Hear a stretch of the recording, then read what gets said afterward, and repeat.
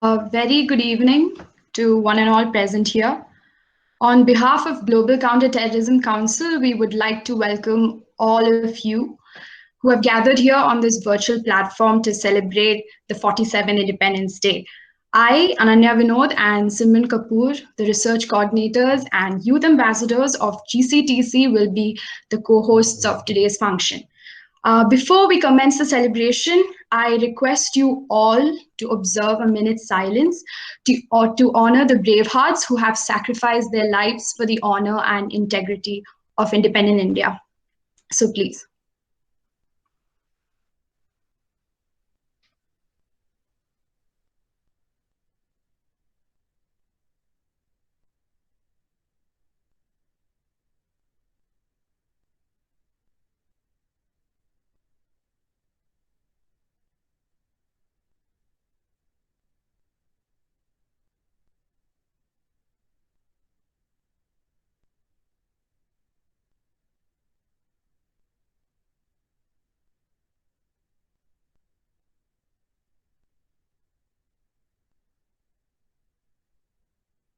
Thank you.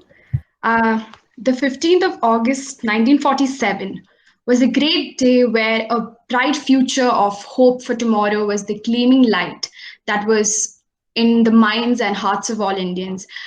India gained freedom after years of struggle against the British rule when the provisions of the Indian Independence Act of 1947 transferred sovereignty to the Indian Constituent Assembly. Therefore, to commemorate and enshrine our historic struggle for freedom, we are here to pay homage to all great leaders such as Mahatma Gandhi, Nehru, Sardar Vallabhbhai Patel, to name a few, both known and unknown, who fought selflessly for the liberty of our motherland. Today, we remember that the sword of free will is the armor for a peaceful and progressive state. I would like to hand over this to Simran. Hello, guys. So, I wanted to introduce our youngest guest, Manvi Razdan, to recite and sing the national anthem to start this session with the best note possible. So, I would like to welcome Manvi Razdan to switch on her mic and play the beautiful song.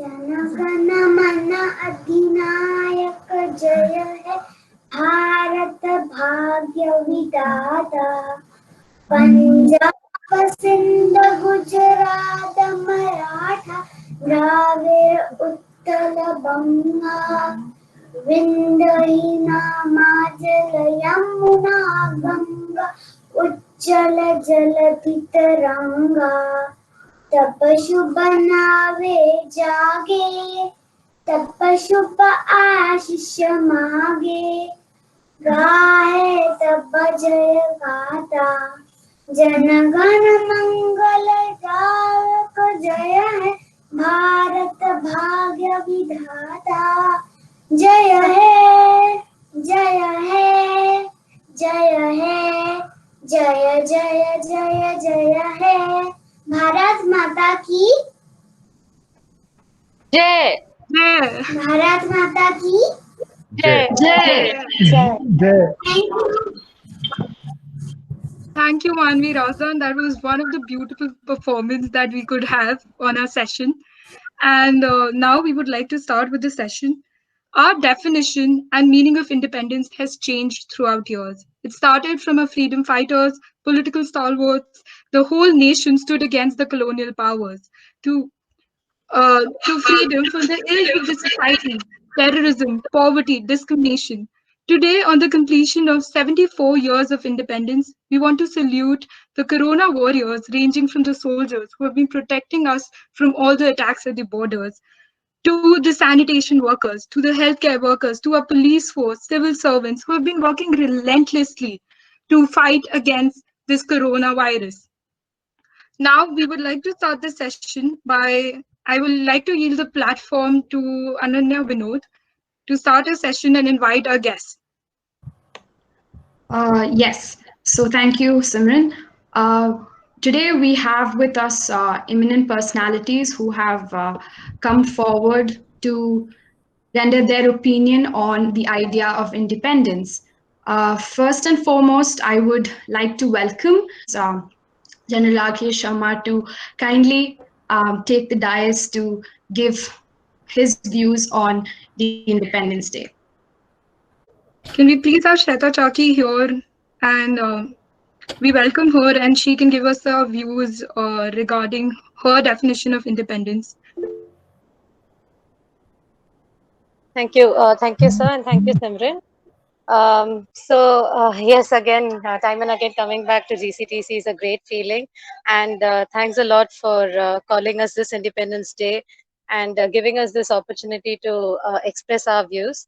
So, this Independence Day, it is definitely different for the all of us, and maybe we haven't been there at the time when, or we haven't been there for ceremonies where we are hoisting the flag, but then the gratitude remains the same, and we definitely salute all the brave martyrs who have sacrificed their life so that we could have a better future. Hello, am I audible? Yeah. Yes, yes, So, please continue. yes. That is what it is about, and it's definitely a different. I mean, life is not the same for all of us here. So we really hope that we are able to overcome this kind of a situation, and we are able to bounce back as a country in a better manner, and we are able to combat all the kind of the kind of ills that has surfaced during this pandemic. I think that is the true sense of independence that we would want to see. Again, so time and again, as a country, we will be facing hardships, and with the spirit of the youth and the kind of work that we are all doing, I really hope that we can overcome this in a better manner, and we can emerge to be much more stronger than what we are. So that is about it, and wishing you all a very happy Independence Day. So keep the spirit going and the good work. Thank you so much. Thank you, sir. Thank you, Shweta, for speaking some words on independence, and we hope we keep up the youth spirit in order to fight this pandemic. Now, I would like to welcome Mr. Kunal Agarwal to also share some views on independence and what does he think regarding independence and its definition in the post-COVID world. Hello, I think I'm audible, so I won't be asking that cliched question. So, from my side, a very happy Independence Day to everyone, and it's an honor to be present here and speak at this such a great forum. What I wanted to always say is that we are facing a very tough time now. The floods, the famines, and all of the things from North India to South India, from east to west, as mentioned by our Prime Minister's speech today. But the idea of India is stronger than all of the challenges we face. And I just want to resonate the point that on 26th of January or 15th of August, we get an idea that yes, our country has come through a lot. It has endured so many centuries, it had endured through changes which has been impalpable.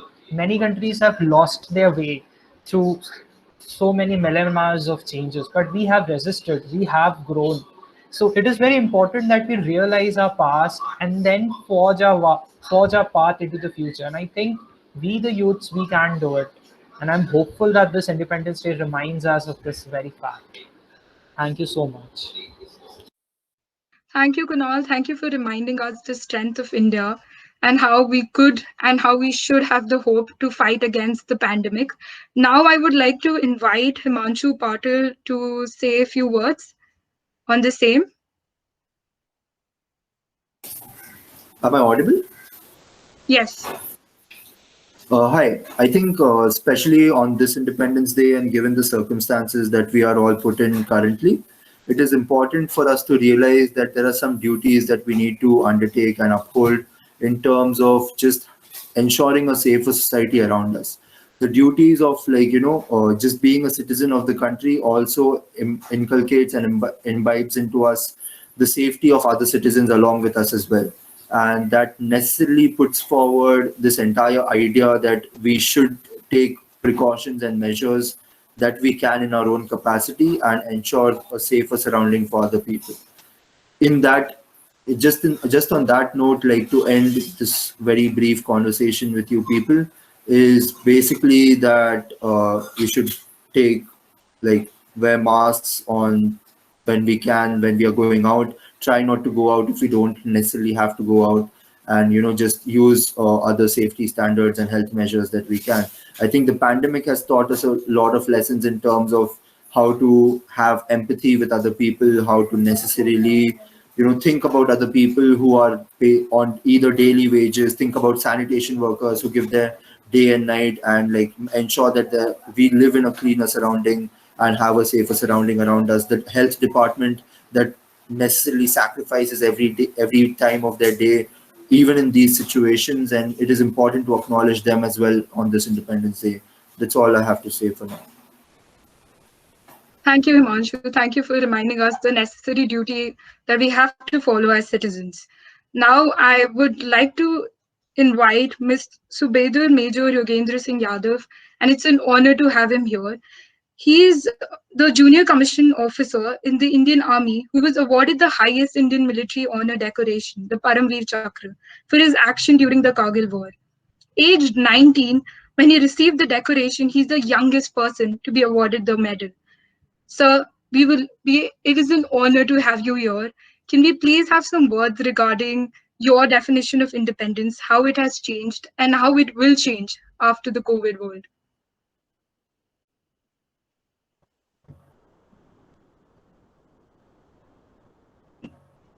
Yogendra Yadav sir, मैं request करूंगा, आपका mic mute पे है, kindly इसको unmute कर दीजिए please, और आपका कैमरा भी।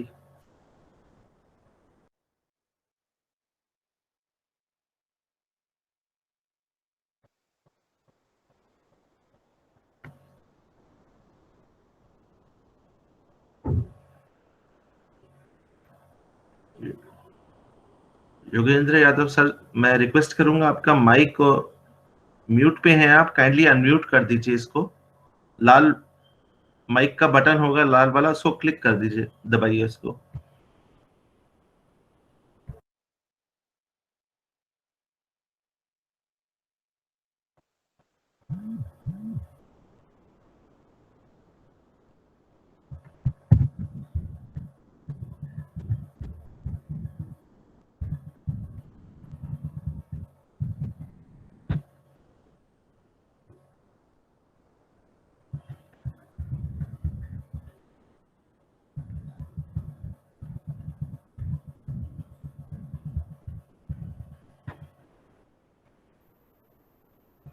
I think we are facing a technical problem from side of Mr. Yogendra Yadav. So please, can we have Swastik, who can give us a few words regarding independence? Hello, I hope I'm audible. Yes. Yeah, so happy Independence Day to all, first of all. And as you know, this Independence Day is different from the past experience we have on this day, on this special day, as because of the pandemic. And this pandemic teaches us how these daily workers and the household workers are important in our life, and how less acknowledged these corona warriors like doctors and the NGOs are. So I hope this pandemic and this Independence Day, we pledge to acknowledge them and to appreciate them, what they are doing. And hello, hello. Yeah, go ahead. Yeah, I think Yogendra sir is speaking something. So there is a disturbance from your side. Hello Hello. Yes. हाँ ma'am, आवाज आ रही है अभी? जी हाँ जी, sir, जी बिल्कुल आ sir. रही है sir, बिल्कुल आ रही है। ओके। आज 74वें स्वतंत्रता दिवस के उपलक्ष्य में उन माँ भारती की सपूतों को मैं नमन करता हूँ, जिन्होंने अपने प्राणों का बलिदान देकर के रक्त की एक एक बूंद इस धरती माँ को समर्पित किया, और आज हम इस स्वतंत्रता की पावन बेला पर ये पर्व मना रहे हैं और एक स्वतंत्र रूप से घूम फिर रहे हैं और सांस ले पा रहे हैं। तो उन परिवारों को भी नमन है जिन्होंने अपने बेटों को अपने उन भाइयों को और अपने पिता को जो है इस धरती माँ के लिए कुर्बान किया है, उन परिवारों को भी नमन है। और आज हमें उस स्वतंत्रता को बनाए रखने का हमारे ऊपर जो दायित्व है, हर एक हिंदुस्तानी का ये दायित्व बनता है कि वो स्वतंत्रता की उस रक्षा करे और अपने दिल और दिमाग के अंदर अपने देश की छवि को बरकरार रखें और सकारात्मक सोच के साथ में, क्योंकि ये हिंदुस्तान युवाओं का देश है और युवा देश की शक्ति है, युवाओं की सोच देश की सोच है। तो हमें सकारात्मक सोच के साथ में राष्ट्र को सर्वप्रथम रख करके कोई भी हम काम करें, उस काम को जो राष्ट्र का निर्माण उसमें कैसे होगा, राष्ट्र की उन्नति और विकास कैसे होगा, राष्ट्र को सशक्त और समृद्ध कैसे बनाया जा सकता है, राष्ट्र को स्वस्थ और स्वच्छ कैसे बनाया जा सकता है, ये सब युवाओं के कंधों के ऊपर इसका भार है। युवाओं में जोश और जुनून है। तो जो हमारे बुजुर्ग हैं उनके पास अनुभव का बोध है, बहुत बड़ा भंडार है। तो हम युवाओं को उस ज्ञान को, उस अनुभव को अपने जोश और जुनून के साथ में समन्वय करके और अपने राष्ट्र निर्माण की सोच के साथ अपने कर्म पथ पर अग्रसर होना है, बढ़ना है, ताकि हम अपने राष्ट्र को शक्तिशाली और सुपर पावर बना सकें। ये स्वतंत्रता हमें ऐसे नहीं मिली है, ये बहुत कुछ इसके लिए खोना पड़ा है और आज भी हमारे सैनिक इसकी रक्षा के लिए अपने प्राणों की आहुति देते चले आ रहे हैं। और हिंदुस्तान का सैनिक अपने देश की सुरक्षा और गौरव और कल्याण के लिए हमेशा तत्पर है और तत्पर रहेगा, चाहे वो गलवान की घाटी हो, चाहे कारगिल की पहाड़ियां हो। हर जगह पर हर समय 1948 से लेकर के गलवान की घाटी तक हिंदुस्तान के सैनिकों ने एक नया इतिहास रच करके दिखा दिया है और दुनिया को बता दिया कि हिंदुस्तान के सैनिक एक अनोखे सैनिक हैं। इनमें इच्छा शक्ति और देश प्रेम, देशभक्ति कूट कूट करके भरी हुई है। ये अपने देश से उतनी ही मोहब्बत करते हैं जितना अपने बच्चा अपनी माँ से मोहब्बत करता है, माँ अपने बच्चे से मोहब्बत करती है। ये देश वीरों का देश है, ये देश ऋषि मुनियों के तप का देश है, ये देश प्रतिभाशाली व्यक्तियों का देश है। इस देश के अंदर का जो कण कण है उसमें शौर्य और पराक्रम और साहस कूट कूट करके भरा हुआ है। और हम जैसे यूथ के लिए तो ये सौभाग्य की बात है, बहुत गर्व की बात है कि हम इस हिंदुस्तान की मिट्टी में पैदा हुए हैं। और ये एक अपने आप में पुण्य है हमारा कि हम इस धरती माँ के ऊपर पैदा हुए और इसी के आंचल में इस हमारा लालन पालन हुआ है, संस्कार मिले हैं, संस्कृति मिली है। अपनी संस्कृति और सभ्यता को हमेशा बना करके रखना होगा, क्योंकि हमारी संस्कृति और सभ्यता हमारे मनोबल को बढ़ाती है और आंतरिक और शारीरिक रूप से सशक्त और समृद्ध बनाती है। जब हम आंतरिक रूप से सशक्त और समृद्ध होंगे तभी हम अपने राष्ट्र को सशक्त और समृद्ध कर सकते हैं। मेरा युवाओं से यही एक अनुरोध है कि जिस सेक्टर में भी, जहां पर भी रह करके आप काम कर रहे हैं, एक सैनिक की सोच की तरह काम करिए। क्योंकि जरूरी नहीं कि हम वर्दी पहन करके ही देशभक्ति और राष्ट्र प्रेम दिखा सकते हैं। हम हर जगह पर रह करके काम करते हुए भी राष्ट्र प्रेम और राष्ट्रभक्ति दिखा सकते हैं। सिर्फ सोच राष्ट्र की होनी चाहिए, राष्ट्र निर्माण की होनी चाहिए। चाहे हम डॉक्टर हैं, इंजीनियर हैं, टीचर हैं, सोशल वर्कर हैं, हमारी सोच राष्ट्र निर्माण से अलावा और कुछ सोच होनी ही नहीं चाहिए। निस्वार्थ होना चाहिए, स्वार्थी ना बने, अपने राष्ट्र के बारे में सोचें। और इन्हीं सब शब्दों के साथ मैं आखिर में सिर्फ ये कहता हूं, और हमारी सोच में ये शब्द होने चाहिए कि ये सांसों के तराने हिंद का नवगान गाएगा, हमारा सौर्य ध्वज लेकर वो चंद्रयान गाएगा, हमारे प्राण माता भारती के पग समर्पित हैं, हमारे लहू का हर कतरा हिंदुस्तान गाएगा, हिंदुस्तान गाएगा। ये हमारी सोच होनी चाहिए। जय हिंद, जय Bharat. Jai Hind, sir. So thank you for reminding us our duty towards our nation. Being just a citizen, being just a student, or being a healthcare worker, it is a responsibility towards our nation. It is an honor to have you here. और आप अपने कुछ शब्द हमें बता पाए कि हम कैसे अपनी साहस जुटा सके इस कोरोना वायरस के against. Thank you so much. Yogendra Yadav ji, पहले तो बहुत बहुत थैंक्स, तहे दिल से हम शुक्रिया अदा करते हैं कि आप जीसीटीसी के मंच पे दोबारा आए. मैं आदित्य टिक्कू आपसे ये रिक्वेस्ट करूंगा, अगर आप इन यूथ को थोड़ा सा, क्योंकि करगिल योद्धा भी हैं, तो कैसा वो सफर था उस दौरान, तो बेशक 8-10 मिनट ज्यादा ही लग जाएंगे, बट हम सारे सुनना चाहते हैं आपको सर. Please sir. वो एक अद्भुत समय था और ये एक सैनिक होने के नाते तो ये मेरे लिए सौभाग्य की बात थी कि मैं माँ भारती के सेवा कुछ कर सका और अपने लहू की कुछ बूंदे इस धरती को दे सका. कारगिल का युद्ध आज से 21 साल पूर्व हिंदुस्तान की सेना ने उस दुर्गम इलाकों में लड़ा जहां पर जीवन यापन करना भी बहुत मुश्किल था. दुश्मन इतना सशक्त होकर के, समृद्ध होकर के बैठा हुआ था, उसने कभी सपने में भी नहीं सोचा था कि हम यहाँ से वापस जाएंगे. लेकिन इस माँ भारती के सपूतों ने कंधे से कंधा और कदम से कदम मिला करके जिन बंकरों में वो बैठे हुए थे, उन्हीं बंकर्स को उनका कब्रिस्तान बना दिया. मेरी बटालियन 18 कैनेडियंस, उसको पहले तोलोलिंग पहाड़ी पर फतेह करने का आदेश मिला और उस पहाड़ी के ऊपर 22 दिन तक हमारी बटालियन लड़ाई लड़ी, जिसमें 2 ऑफिसर, 2 जूनियर कमीशन ऑफिसर और 21 जवानों ने शहादत दी. तब जाकर के 12 जून 1999 को पहली सफलता के रूप में वो तोलोलिंग पहाड़ी प्राप्त हुई. उसके बाद जैसा हम सब जानते हैं, जीवन में भी और किसी भी ऑर्गेनाइजेशन में हम काम करते हैं तो एक काम के बाद दूसरा काम हमें दिया जाना लाजमी है. तो हमारी दूसरा टास्क हमें मिला टाइगर हिल.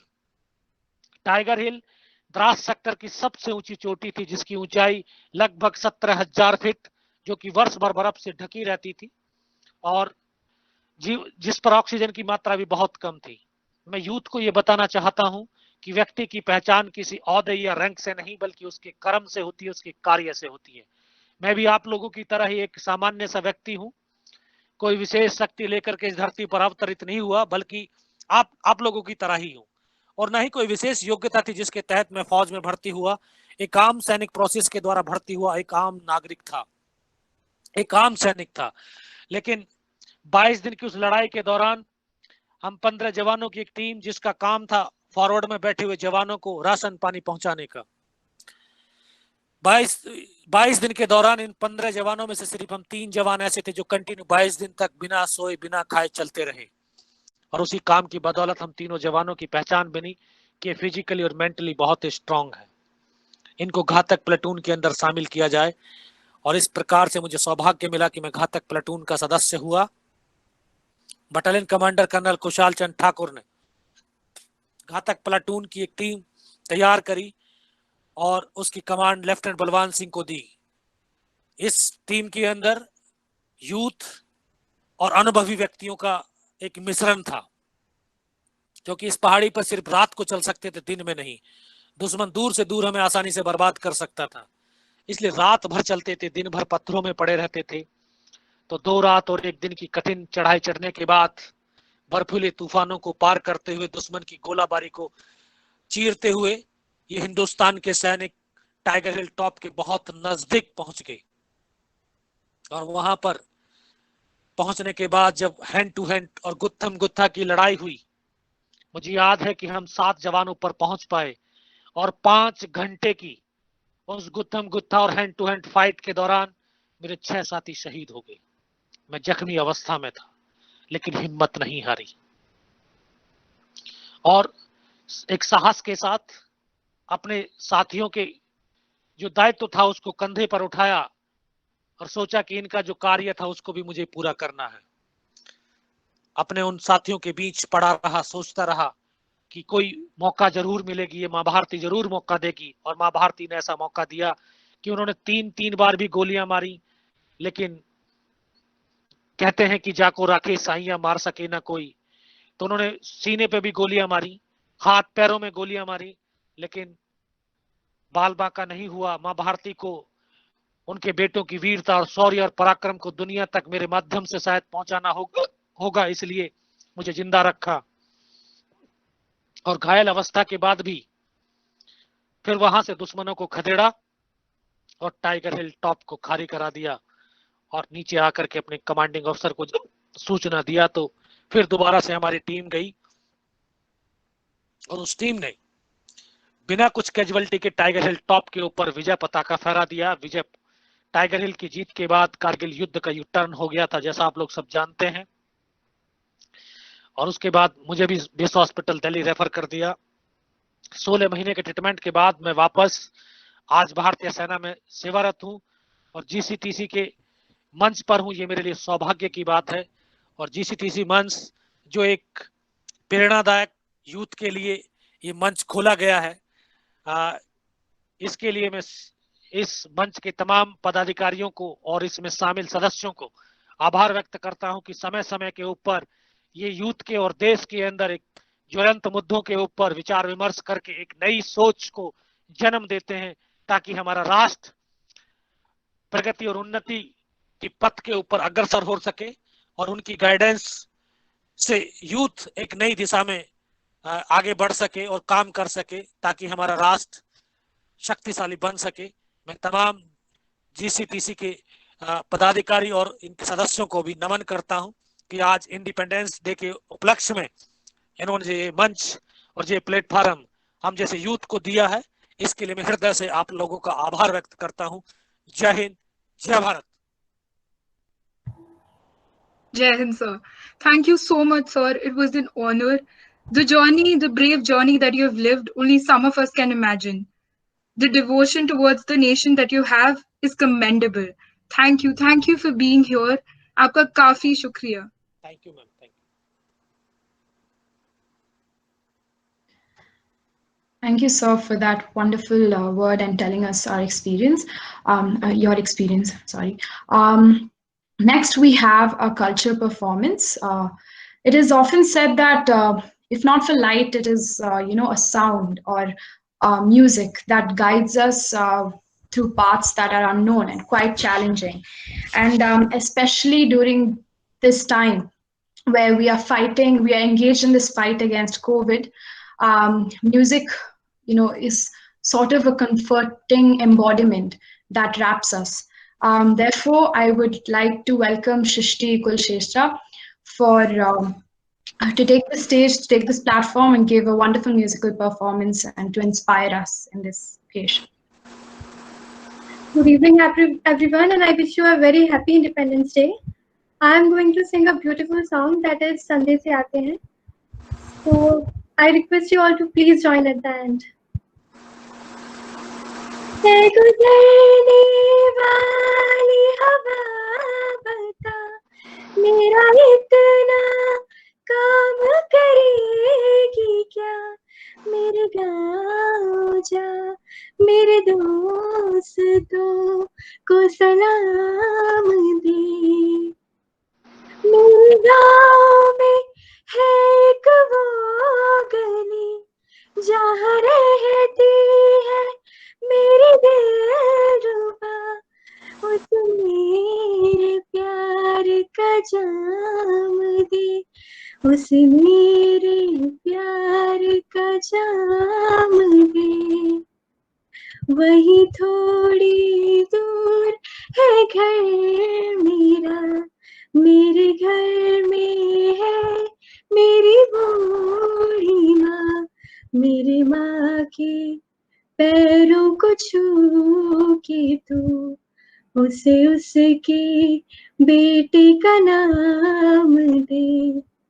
ऐ गुजरने वाली हवा जरा मेरे दोस्तों मेरी दिलरुबा, मेरे माँ को मेरा पैगाम दे, उन्हें जाके तू पैगाम दे।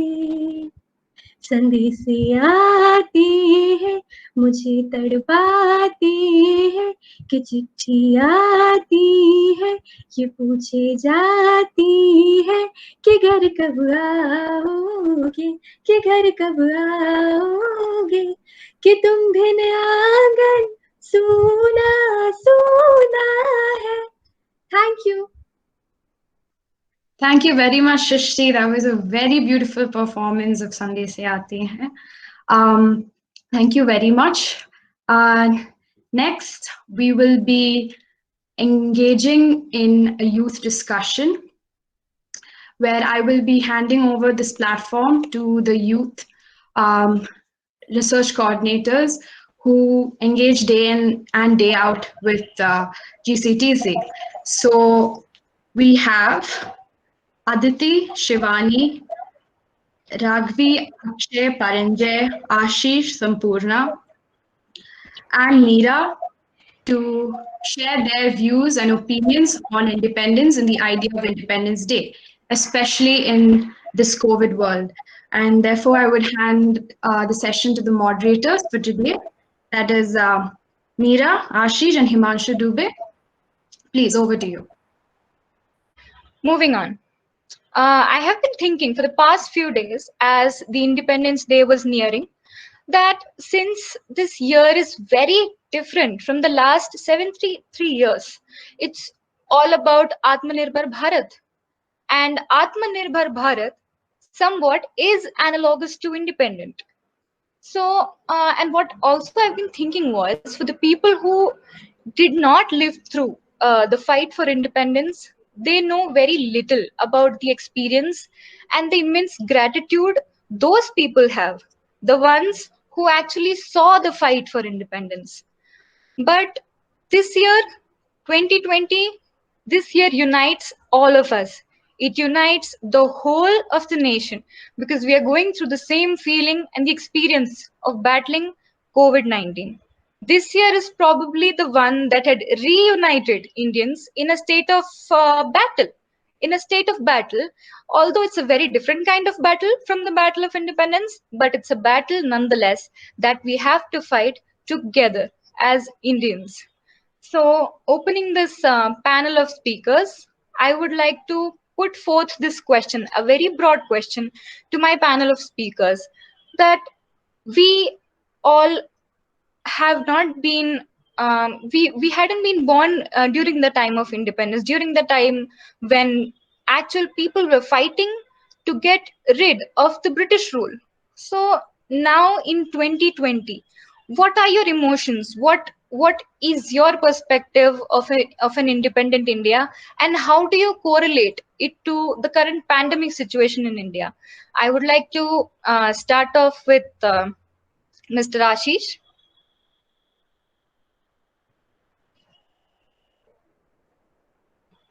Thank you so much. Thank you so much for this opportunity and wishing you a very happy Independence Day. And जैसे कि अगर मैं इसे हिंदी में अनुवाद करूँ तो स्वतंत्रता दिवस की आपको हार्दिक शुभकामनाएं। तो स्वतंत्रता जो एक वर्ड है, जो एक शब्द है, इसका मतलब क्या है, इसका अर्थ क्या है और सबके लिए डिफरेंस क्या है इस कोविड वर्ड में। तो हम जैसे बचपन से बड़े होते हैं एंड हमने देखा कि हमने सुनी है वीर और वीरांगनाओं की वो कहानियाँ शायद गलत शब्द हो जाएगा, वो गाथाएं कि कैसे उन्होंने इस देश की नींव रखी, कैसे उन्होंने इस देश को आज़ादी दिलाई अंग्रेज़ों से, कैसे उन्होंने अपनी जान हंसते हंसते दे दी। तो व्हाट आई फील इज आप लोगों को बाहर निकल के मैं अगर एक काफ़ी फेमस मीम और काफ़ी फेमस डायलॉग ये देश संकट में, अगर सब सोशल मीडिया में एक्टिव होंगे तो सबको ही पता होगा। तो you don't need to like go there if I am saying कि देश संकट में तो आप लोगों को तलवार उठा के जाने की जरूरत नहीं है कहीं लड़ने के लिए। आज काफ़ी ज़्यादा डिफरेंस है देश अगर संकट में, तो काफ़ी ज़्यादा अलग सिचुएशन है एंड आप लोगों को अपना योगदान काफ़ी अलग तरीके से देने हैं। आपको अपने घरों के अंदर रहना है क्योंकि जो लोग इस समय जंग में सबसे आगे लड़ रहे हैं, कोविड के खिलाफ सबसे आगे लड़ रहे हैं, आपको उनके लिए इस अपने घरों के अंदर रहना है। As a responsible citizen, as a responsible student, I just wanted to say be a responsible citizen and we will make a great example together. I think that's it. Thank you so much, Ashish. Moving on. Sorry, Ashish, were you still speaking? No. Okay. moving on, I would like to pass on the virtual mic to Shivani. Hello, everybody. A very happy Independence Day. So, in 2020, what we are experiencing is an unparalleled situation. And what I want to contribute to is the importance of medical frontline workers. So, I have an experience in my own life. I'm a part of an organization which works for basically the advocacy of chronic illnesses. So there are people in that group which who are like type 1 diabetics, and they basically have to take care of themselves like more than us normal people. So they have to inject themselves, and they have to check their blood glucose levels like throughout the day. And those particular people are participating as medical frontline workers, even though they are on the high risk groups of the COVID-19. So that analogy can be drawn to the people and the army personnel which used to fight for our freedom. And that is the analogy that I would like to draw. And so I would like to take this opportunity to thank those particular people. And yeah, that's it. So that was like an example from my own personal life. Thank you, Shivani. That was a great example and it was a very commendable analogy. Moving on, I would like Ragvi to speak on what her thoughts are, what her opinions are on the situation. Thank you for the opportunity. A very good evening to all of you and a very happy Independence Day as well. As we gather here to celebrate the 74th Independence Day of our country, I would like to take you back to the struggles and slavery that India has faced for centuries through the foreign rule. The country witnessed the nation's destruction, its culture, its traditions, but we lived through it all and we have emerged victorious in the end, and thus we are celebrating this occasion. My explanation or my opinion of independence is that it is both freedom as well as a responsibility. Independence to me will be more about self-reliance and having the resources to lead a life of dignity. It is the freedom to choose what we want to do and concurrently responsibility to act in the larger interest of the society or the nation. To the woman, as a woman, I would like to urge each one to empower themselves towards a holistic life in the realization of their dreams. On this auspicious day, I would also like to take the opportunity to salute our doctors, exceptional caregivers who are at the forefront of a spirited fight against COVID-19.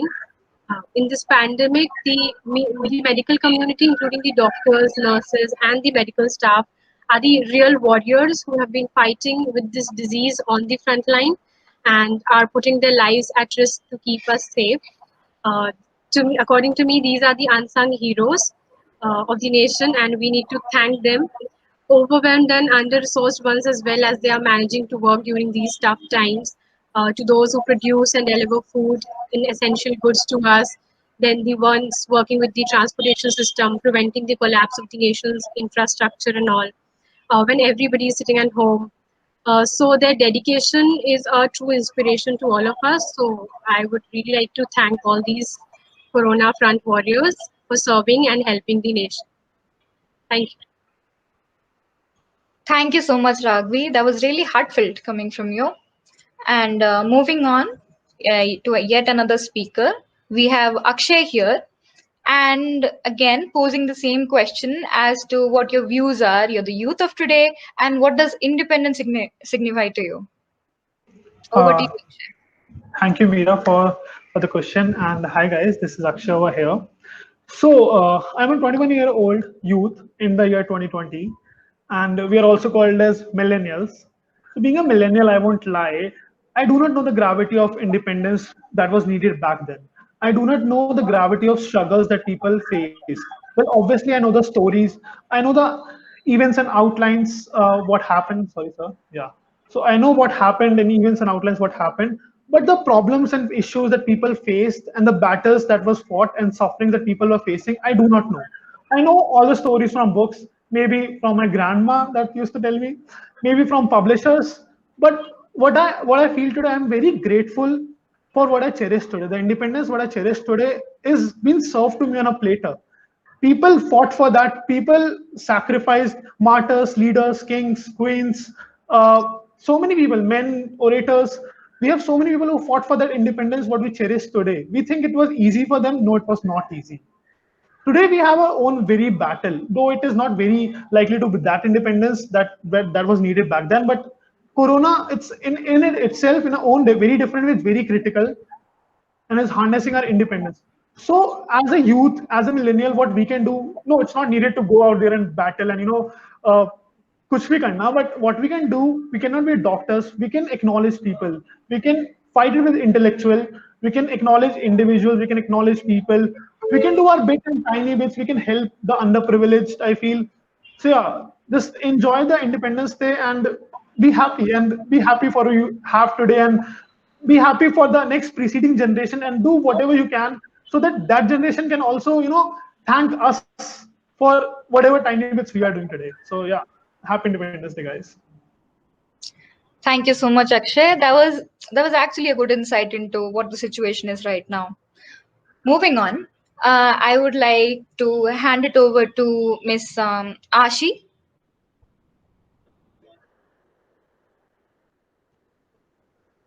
Miss Ashi? Yeah. Hello, am I audible? Yeah, you are.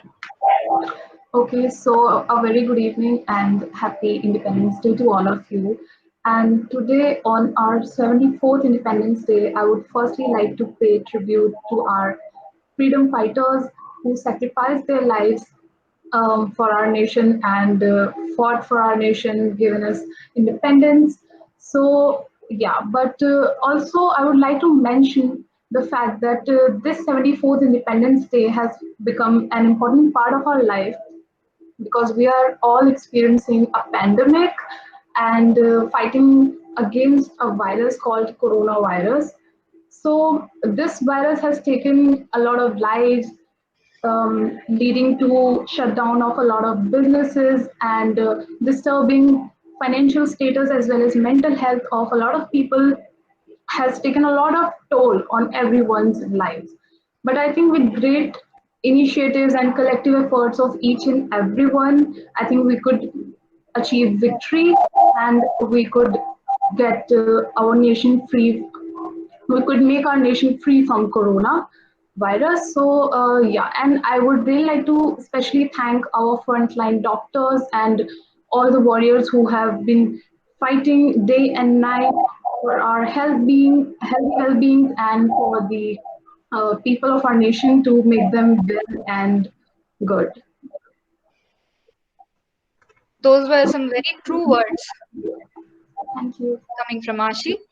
And moving on, I would like to hand it over to Mr. Paranjay. Hi, good afternoon, colleagues and the senior dignitaries present. Wishing you all a very happy Independence Day. So, 1947 started a new chapter in the history of the entire subcontinent. We got freedom from the foreign power, but this day, as you know, has a history behind it. There are countless struggles, priceless sacrifices, and efforts of our great leaders. Thanks to that, India is a powerful, strong, and free country in the world. We, having been born in independent India, scarce realize what it must have been to live under the shadow of the British without the freedom of speech, the freedom of thought, belief, opinion, and expression. So it is our duty to safeguard our hard-earned freedom for generations to come and ensure that India leads the world in every sphere. Also, let us salute today the people who fought for the independence of this country and dedicate ourselves to the service of the great nation. And today is a day to express our gratitude towards the countless contributions and the selfless sacrifice and the services provided by the Corona warriors. Thank you. Thank you so much, Paranjay. You know, listening to all the speakers, I do feel motivated a lot because it's not, when I look at it from my perspective, it's just one single perspective. The whole goal of having a panel of speakers is to either bring about a slight change of perspective or to change the whole perspective entirely. Moving on, I would like to invite any other speaker who is willing to speak on the same subject before we move on to the next round of questions.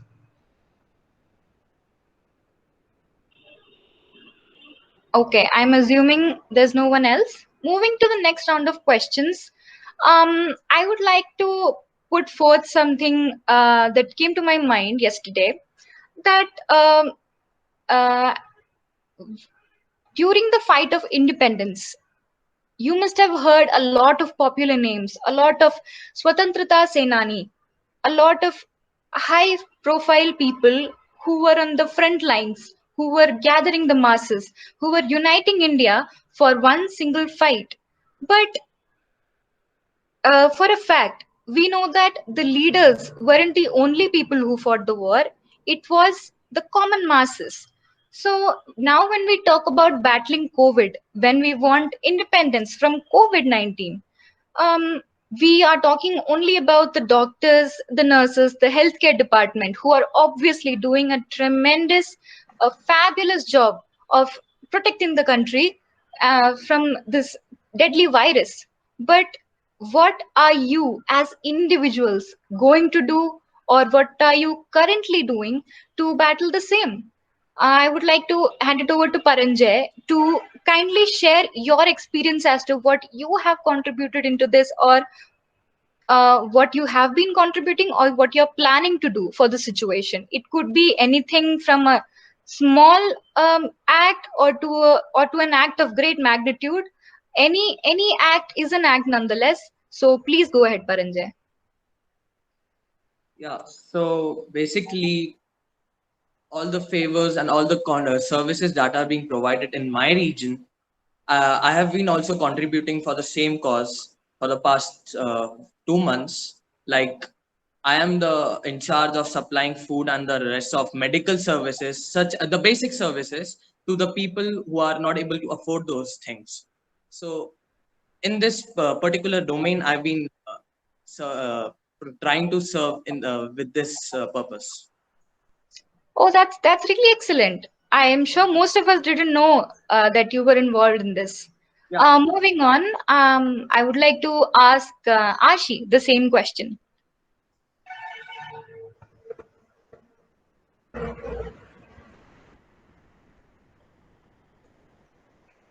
I repeat, I would like to ask Ashi the same question, that what are you, as the COVID-19 fighting foot soldier, what are you doing to battle this current pandemic?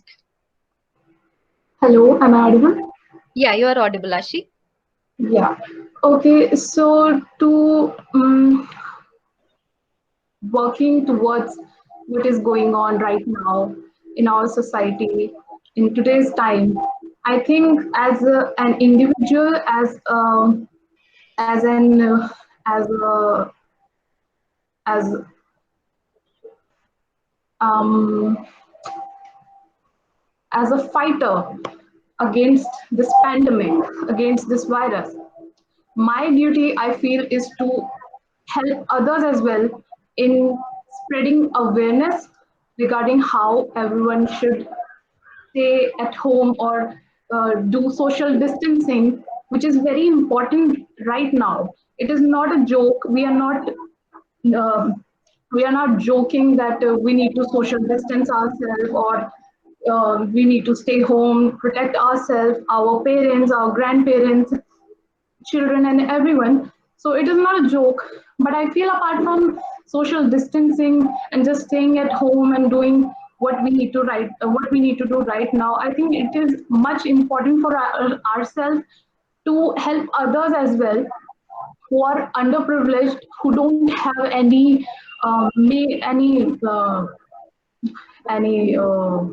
means or any resource to fight against this pandemic. So I think I, being an individual, I have contributed towards the society by joining an NGO, by giving them something which is very important to the underprivileged, like we can say masks, sanitizers, and everything. These are the small things that, being an individual, we can do. And I think this is something which everyone can do, being privileged. So for me, this is something which is helping the society to battle against this pandemic. That Yeah. was a beautiful point made, Ashi. That was a beautiful point made by you. Moving on, I just got to know that Miss Simran has some point that she would like to make regarding the same topic. Go ahead, Simran. Thank you, Meera. Thank you. I'm so sorry to disturb you in between, but I No think worries. all the aspects have been covered, but one aspect could be also noted here. So I wanted to say how I am contributing to this pandemic. I am working as a content manager in COVID Wire, which is one of the organization which is trying to bring out verified information onto a platform in multiple regional languages to people who are not very well versed with English. I I saw a lot of fake news and WhatsApp forwards being forwarded throughout this pandemic, which created a lot of tensions between a lot of groups. So COVID Wire, as one of the organization, is working towards in bringing this verified source of informations and trying to make sure that we reduce all the rumors and all the tensions that are being faced by communities and even by families. It has also build a platform for a mental issues platform which are being discussed over the organization. So I when you guys were discussing about what all contributions you have made as an individual, I saw beautiful aspects that have been covered by different members of GCTC, and I wanted to bring out this aspect as well because we could see how fake information and not verified information is actually impacting our lives. So just wanted to bring some light onto this issue as well. Thank you so much, Meera, for giving me this platform, even at the last minute, but thank you. Thank you so much, Simran. As I mentioned before, anybody is welcome to speak. Please drop in a message in the chat if you wish to speak. You shall be given your due time. And that was very insightful, Simran. You just gave me a little more perspective into the situation. And moving on, I would like to ask the same question to Mr. Akshay. Hi, Mira. Thank you. So I'll be honest. I was too blank when the pandemic started. What to do? I wanted to help out people, but I didn't know what way. So I joined a couple of months back. I joined with this organization that's called Visionary, that helps blind people to study in pandemic, because blind people can't go out, they can't use braille machines, they can't use handovers from people, because when blind people study they want people to write the things down. And so what I do, I call them up, I chit chat with them, and teach them from the books that is provided to me, and that is very insightful, that is very nice to know them and teach them. I'm privileged to be part of that organization and teach those people. So that is just the tiny bit I'm trying to do over here. But yeah, that is a great thing, and yeah, that's all from my side. That was a really nice thing to hear, Akshay. That was really sweet what you do, and it's very impactful when one single person is influencing or impacting the lives of many from whatever capabilities that one person has. And I would just like to put this out in front of all our viewers, our attendees, and our speakers that this question is it would vary from person to person because not everybody would be contributing in the same way. But again, that does not mean that anybody's contribution is lesser or better than anybody else's. So whatever way you have contributed, feel free to share it with us, and please don't feel bad and please don't compare your contribution to somebody else's contribution. Moving on, I would pose the same question to Miss Shivani. Hi, Mira. So it was a really good point that you just made. So as a common citizen, there's not much that I did, but yes, certainly as Yogendra sir put it, it is not important to wear a military uniform to protect our country. So in 2020, when we talk about protecting our country, I think the basic job that we can do is to just follow the guidelines that have been provided to us. So basically, not going out of your house unnecessarily and wearing a mask to even ensure the safety of other people, following social distancing rules. I think these basic guidelines is something that I have followed, and I have also urged other people who are not following them to at least try their best to follow them. So that is what I contributed to, and I'm happy about that. Thank you so much. It was a very, very minute and a very beautiful point made by Shivani that, doing the basic little things like just following the regulations, just following the safety precautions can impact a huge number of people in a very significant way. And moving on to our last speaker, Mr. Ashish, what are your insights on this? What have you done or how have you contributed as the foot soldier in battling COVID-19?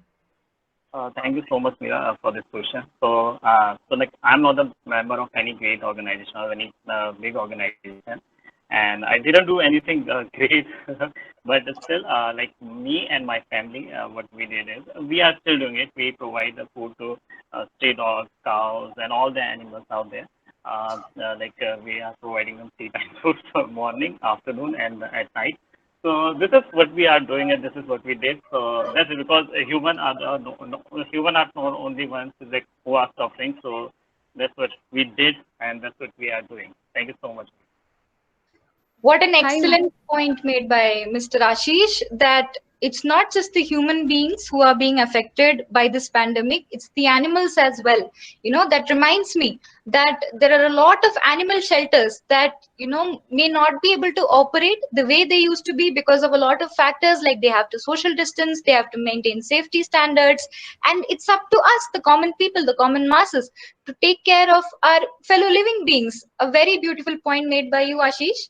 And it was wonderful interacting with you all. I would like to hand over the stage or the mic or the virtual podium to my esteemed fellow moderator, Miss Nikita.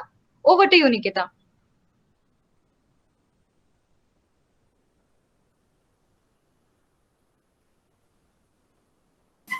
Hi, everybody. A very happy Independence Day to all of you. My fellow moderator Mira covered most of the points. So one of the basic things when I think about independence is as youth, as she said before, we haven't fought for our country. We don't know what the initial fight was like. We don't know what the soldiers felt. We don't know the people who were oppressed by Britishers felt. And all of this is extremely new to us. But the pandemic has invoked a little bit of that in us because a certain part of our freedom has been taken away from us. We're all locked up. It's very frustrating. But country has come together to fight against it. We're all, at least majority of us, are following a great deal of rules and everything. One of the major points I feel is that even though we haven't faced situations like our soldiers had while fighting for independence, our youth is one of the most important characters that will carry forward the meaning and the true independent nation forward, even for the future generations. So I want to give a question to our panelists saying, as today's youth, what is your aim to creating a better situation for an independent country? What will you contribute? What you wish your fellow members would contribute to make this country a better place to live in? I would like to pose this question. Shivani, give her opinion. Hi, Nikita. So I would like to say that, first of all, I would like to add something to the point that Ashish made about his contribution to feeding stray dogs and feeding poor people, basically. So I would like to say that, first of all, I had a case in my neighboring house, and there were barricades placed in my colony, and police officers or maybe the police personnel was basically present there to guard it. And what I would like to say using this platform is that I think everybody should take a step forward in taking care of those guards, and also providing food and maybe some beverages to them also. because nobody in our colony took an effort to do that. So I would like to take this platform to also say that. And now moving on to your point, your question. So in 2020, I think independence generally means different things to different people. And in 2020, what I think independence means as a youth of this country, I think it is the ability to make a choice, whether it be any choice, whether it be a political choice about what I want to say or what I want to maybe what are my political choices. So I think as an youth of this country, I would like to make sure that everybody's ability to make a choice is strengthened, and basically they are able to put forward and make those choices, put forward their views and make those choices.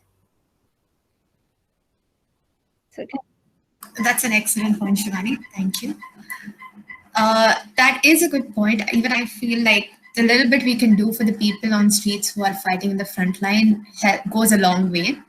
I would like to pose the same question to Ashi.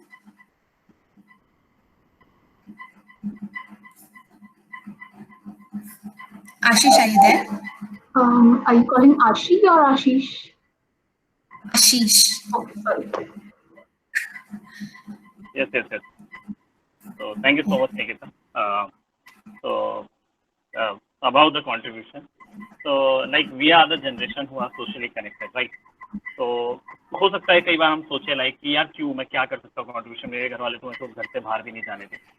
तो but we are socially connected. I will give you a very small example कि मैं मेरी mummy एक दिन आई शाम को, तो उन्होंने मेरे से बोला कि कहीं कोई पास के मोहल्ले में एक है, मतलब एक आदमी वो अपने बेटे के साथ रहते हैं और उनके पास राशन वगैरह नहीं होता. तो पहले मैंने काफ़ी देर तक सोचा, मैंने कहा मैं क्या कर सकता हूँ, मैं डोनेशन कलेक्ट कर सकता हूँ, क्या क्या चीज़ें कर सकता हूँ. आखिर मुझे एक आइडिया है कि obviously we are the generation who are socially connected. I already said this, we need to understand this कि ट्विटर, इंस्टाग्राम, फेसबुक जैसा कोई फोटोज डालने के लिए नहीं होता या फिर कीबोर्ड वॉरियर्स बनने के लिए नहीं होता. So I tweeted that situation to our city administration, to our district administration. Believe me, मैंने शायद शाम को 7 बजे ट्वीट किया था, रात के 9 बजे तक उनके पास काफ़ी ज़्यादा राशन पहुंच चुका था. आई थिंक सिटी एडमिनिस्ट्रेशन ने भी उनकी हेल्प कर दी थी, पुलिस ने भी उनकी हेल्प कर दी थी. So that's how we can help each other. That's how we can make a little bit, I think, contribution. So that's what I did, and that's all I can give you an example of. Thank you so much, Nikita. That's really sweet. I will pose the same question to Himanshu Dubey.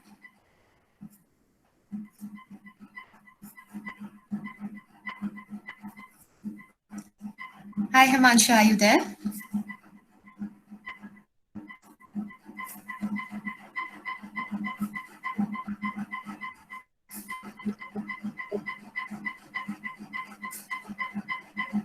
Himanshu?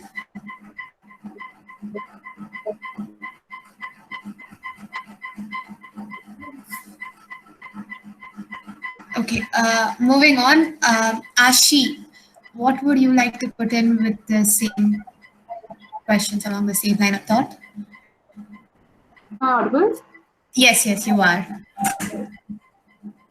Yeah, so my question was a very generalized question about how each of us would like to contribute towards a more better, more independent society. What is your take on it?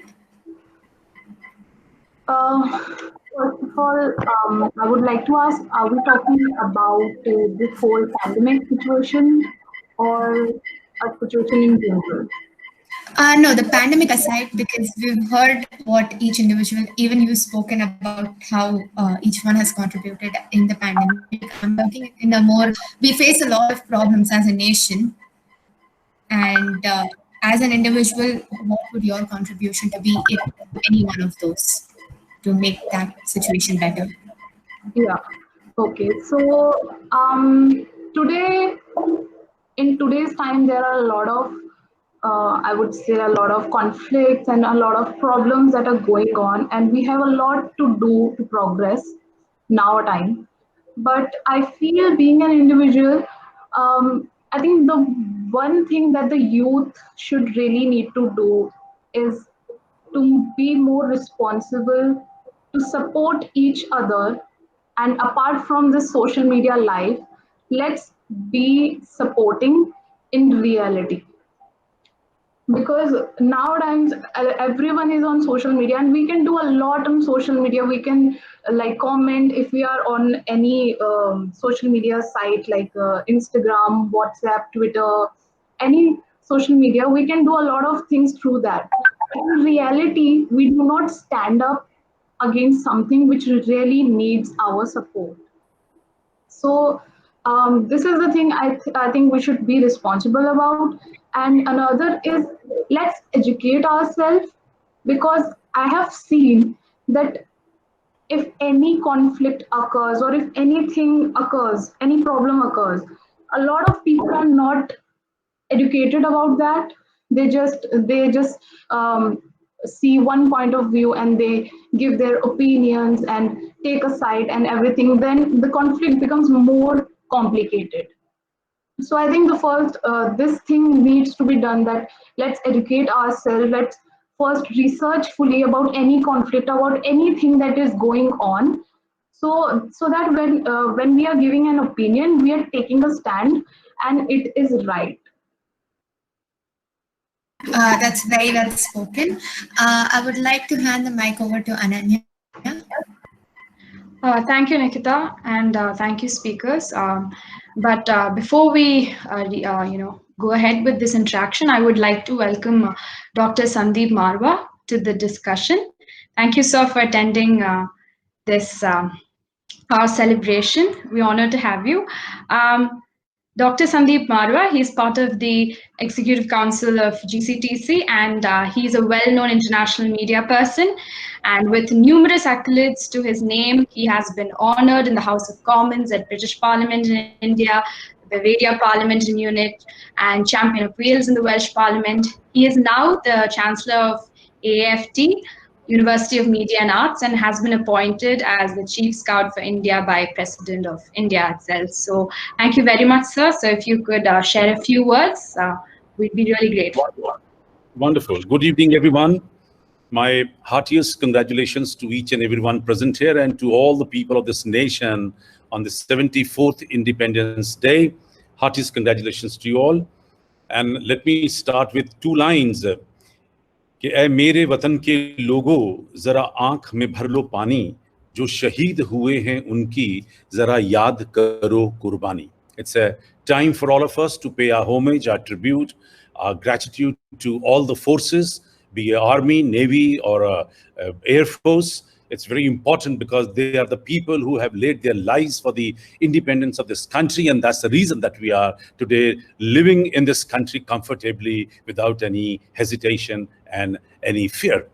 My special thanks and gratitude and homage also to the paramilitary forces, to the police of all the states, who have been contributing a lot to internal security, and India has become a one wonderful, peaceful nation in the world. We are 100 times better than many nations of the world. My dear friends, the time has come to pay our gratitude to farmers. I'm recollecting two lines of my former Prime Minister, Lal Bahadur Shastri, Jai Jawan, Jai Kisan. Very important to pay our gratitude, our thanks to the farmers. And that's the reason that we are today living, and we've been eating and enjoying the best of the food possible in this country. My dear friends, it's a very important time today to pay our gratitude to all the doctors, the complete staff of the hospital, the complete people in different services who have done such a wonderful service in this pandemic. It's been 5 months, and we all, the whole world, the whole country has been struggling with coronavirus, and we have seen that this COVID-19 is as dangerous as death. And our doctors and the staff associated with each and every services of this nation, they have put in their best to control this pandemic in this country. And trust me, we are much better than many other countries. Don't go on the total number, but if you go into the percentage, if you go into the total number of people who've been infected by coronavirus, trust me, is nothing equal to, in comparison to the total population. We are 1/6 of the world which is staying in India, my dear friends. Well, I'm so happy that this morning our Prime Minister, Honorable Narendra Modi ji, right from Lal Killa, he spoke so well and he added so much of enthusiasm into the whole show, into the blood streams of 130 crore people. I mean, सरफरोशी की तमन्ना अब हमारे दिल में है, देखना है जोर कितना बाजुए कातिल में है. I mean, this is what he was trying to explain, probably in another language, because this is what he wants, that every youth of this country, we are the youngest nation and 65% of the population of this country is youth. Imagine. I mean, we can do wonders. We can change the world. We can touch the sky, any heights.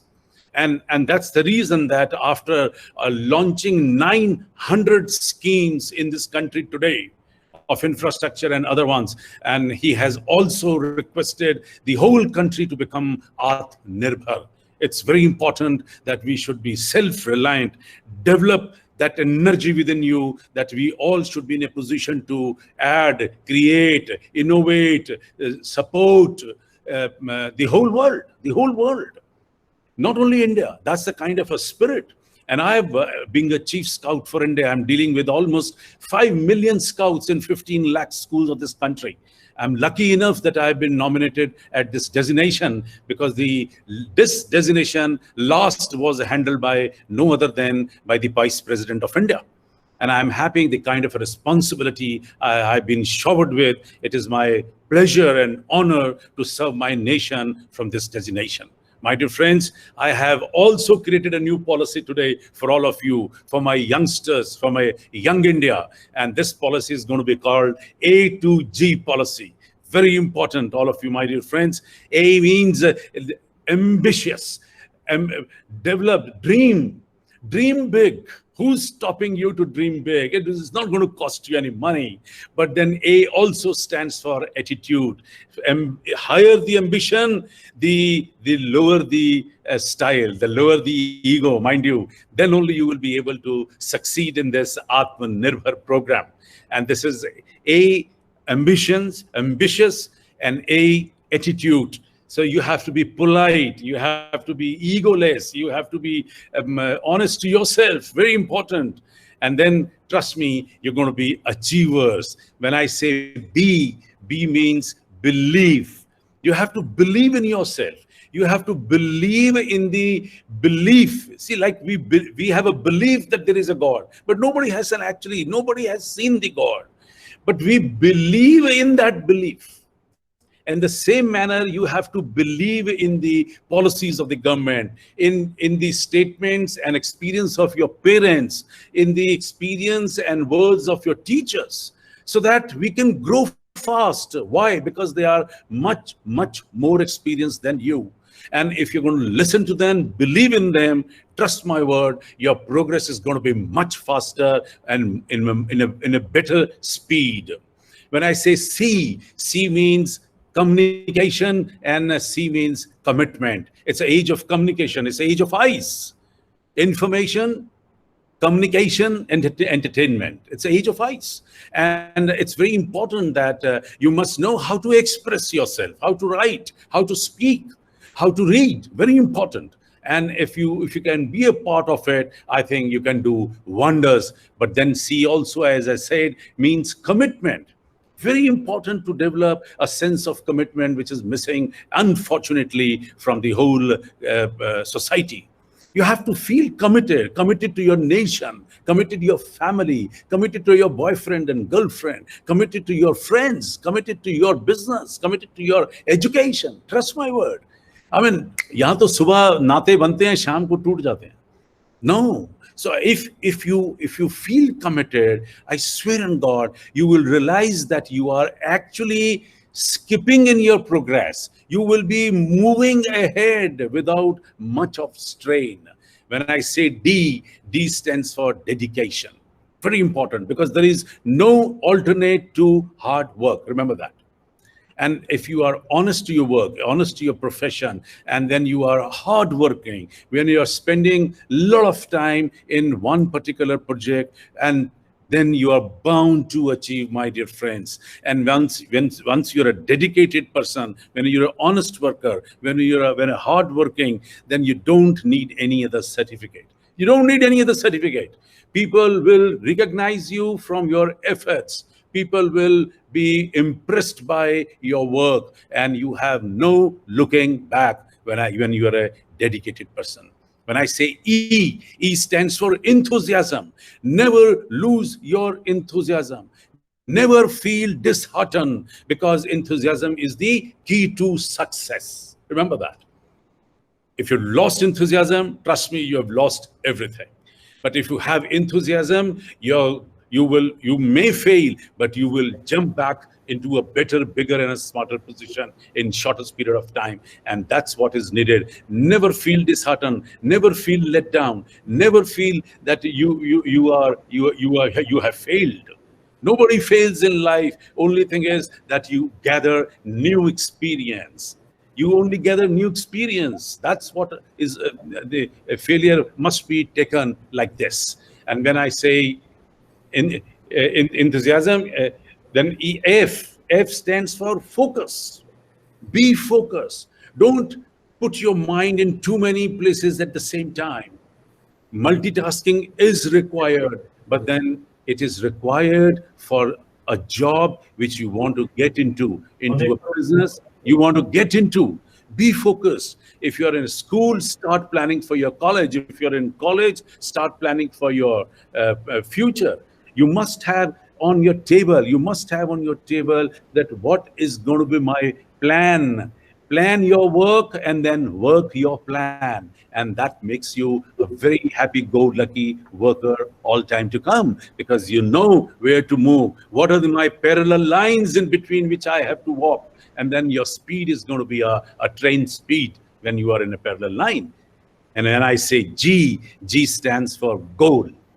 Market today. What is my goal? Why I am here for? What I want out of myself?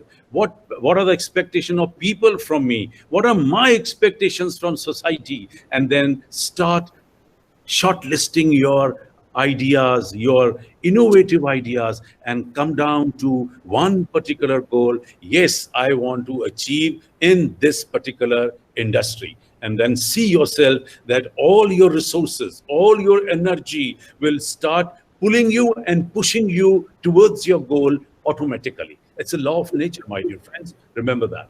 With all these words, at least I'm happy to say that A to G formula is going to be a new formula of this nation. And as Prime Minister has said that we're going to be Atmanirbhar, and I have attached this A to G formula in the brackets of Atmanirbhar scheme.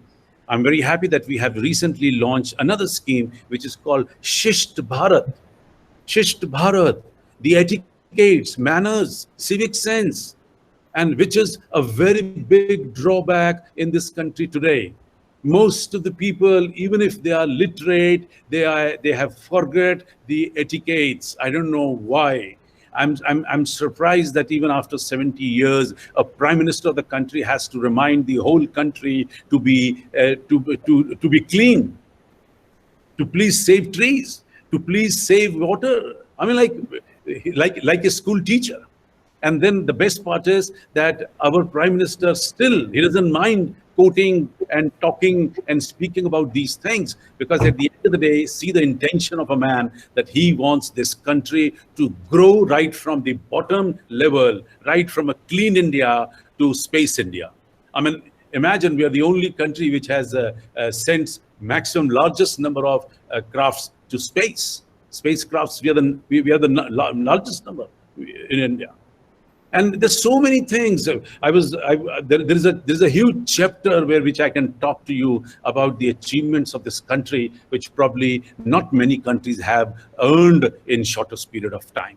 With all these words, my dear friends, I can only say that सारे जहां से अच्छा हिंदुस्तान हमारा, हम बुलबुले हैं इसकी, ये गुलसितां हमारा. इसको याद रखिए और रिपीट करिए कि हम होंगे कामयाब एक दिन, हम होंगे कामयाब. मन में है विश्वास, पूरा है विश्वास, हम होंगे कामयाब एक दिन.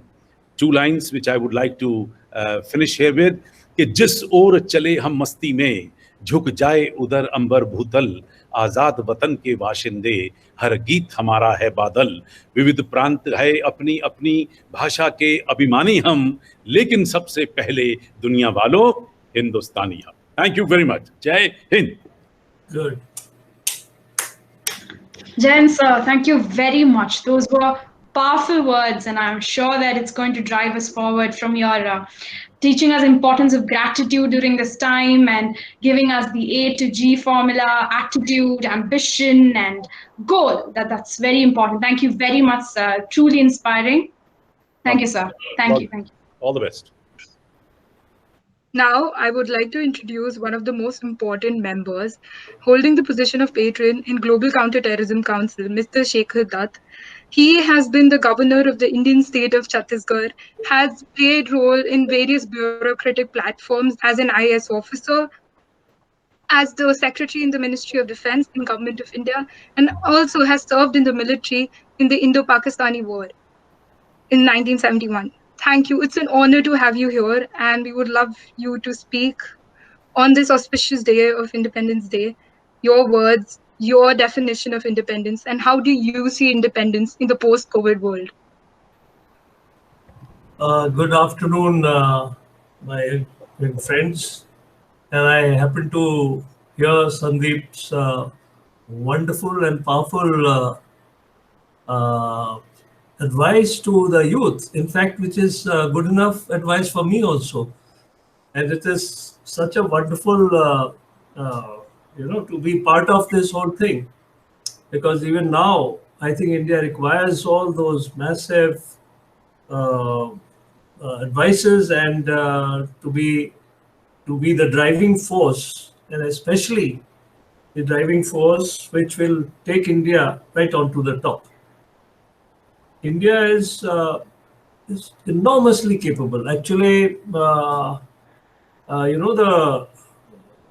over the centuries when India was not free, not able to chart out its own destiny, India was Indian forces or Indian people fought in those forces. In fact, last 100 years, the British took advantage of the Indian people and took Indian people in their army, and they took their army all over the world, and they won almost the entire world. Basically, British army couldn't have conquered the world without Indians in it. So India has a tremendous ability. It requires good, disciplined leadership, which will take India forward.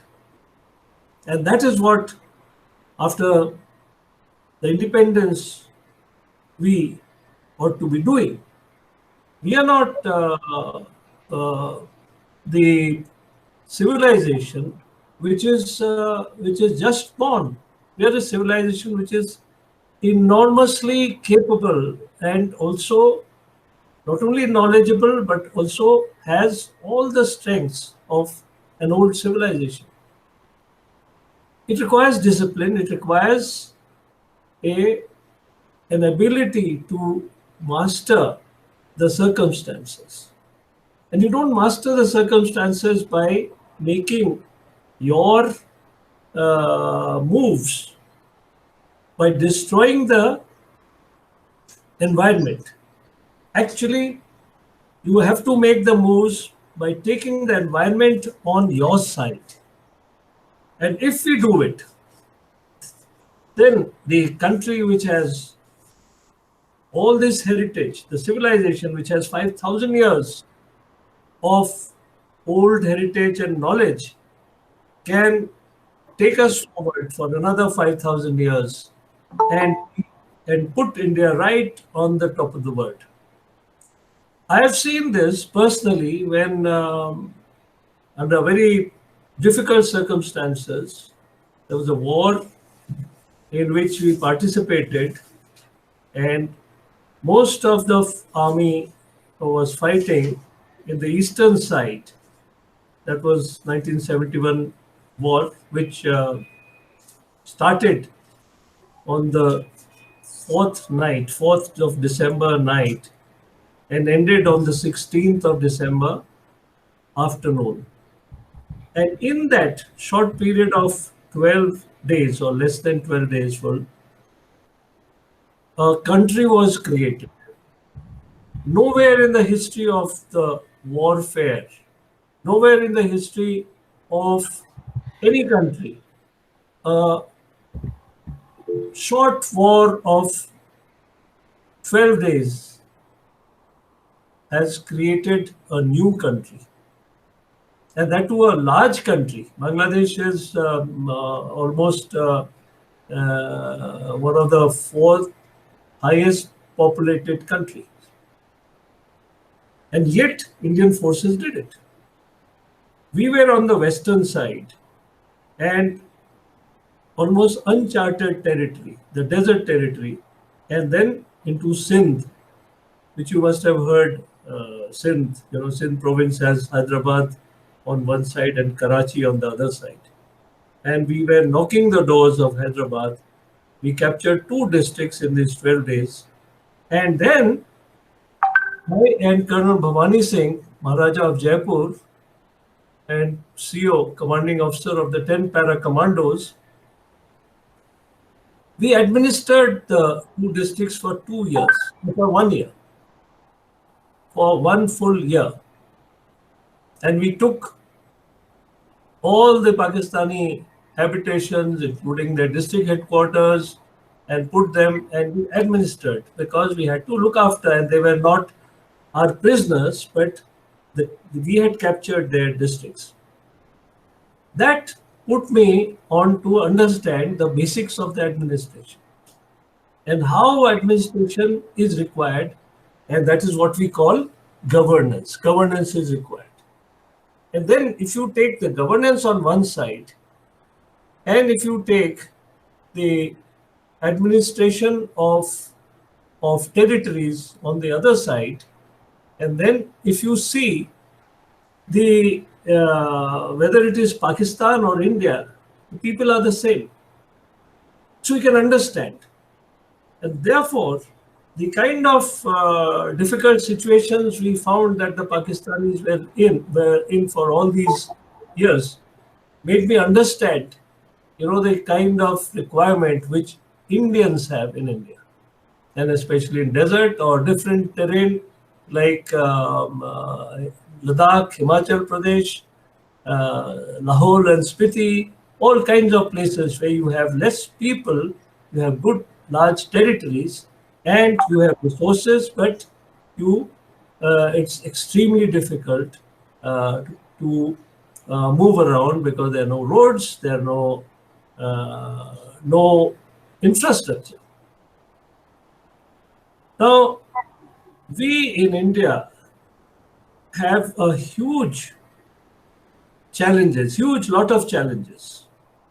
While on one side we have development, which is 21st century, on the other side we still have huge places which are blank, which don't have adequate infrastructure, which will take the people into 21st century living. And then we have our requirement of defense, and also India requires to be one of the leading countries of the world. That means along with the superpowers. So that's the kind of journey India has to take. Who will enable India to take up that kind of journey? It's the young people, it's you people who will be taking up this task. And you must. Why? Because history has put you in this time that you have a unique responsibility. While you move forward and move upwards, you're also taking the country along with it. So it's not only moving. Hello, are you getting me? Am I audible? Yes, sir, you're audible. Yes, sir. Okay. Somebody said hello. Okay. Now, what I'm saying is that, if you take, I always say that if you take a movement which can provide a better sort of achievement after certain time. So it means you are moving forward, but you are also achieving. Then your journey has to be in multi-dimension. It's not just unidimensional. It's not just lengthwise. It's also height-wise. It is also, so this is sphere. You have to build in a larger sphere around you, and you continuously build in, and that's how India will progress. It's not vertical, it's not horizontal, but it's a sphere. And you are the center point of the sphere. Only then you will be able to take yourself forward and the country forward. And this requires enormous amount of dharya chitta. And this is what in Mahabharata, Arjun was endowed with, dharya chitta. He couldn't see anything else when he was asked to take on a target, and some people asked him, "Kya dekh rahe ho?" And he says, "Eyes of the target, eyes of the fish." And that's how he hit. So bullseye. It has to be a bullseye every time you fire a shot. Every time you take a decision, it has to meet that. So this is a tall order, but you have to achieve that. Why? Because, of course, there are successes and failures, and people should not be daunted by failures. And only failures will make you feel that you can take up challenges. But you have to succeed. And so even if you fail once or twice, you have to succeed. And you have to succeed in putting your whatever organization that you are leading, and that is how India will move forward. If you are in say this present COVID times, if you are in that one of the most difficult thing, extremely interesting. And my father was a scientist, so I know, because they did because he found a lot of microbes, viruses, and bacteria, and new virus, and he established a discipline called zoonotic diseases. I know that, but it's very challenging. So one of the biggest challenge which is faced by the mankind right now is to find a virus, is to find a vaccine for the COVID. And this is a task. And I would say that people like you and all those people who are working constantly, and they are doing almost every day, they are moving forward, and we are. So the mankind is waiting with breathlessness that when will that vaccine come. This is a kind of a target-oriented race that has to be undertaken, and you chaps are going to take these kind of races, which will then, the outcome would take us afar. Now, when you reach an outcome, it's a tremendous feeling of success that we have done wonders. We have reached Everest. We have reached the zenith of the difficult mountains. So we have reached our goal. But I would say another thing, and looking at India's various requirements that we have, that one goal is not enough. In fact, Harvard Business School had this thing very interesting. I don't have that here. Somewhere it will be there in my papers. It's a poem. And it says that the sum and substance is like this, that you reach a goal And that goal allows you to have another vision, because the whole landscape changes. And then you see another goal.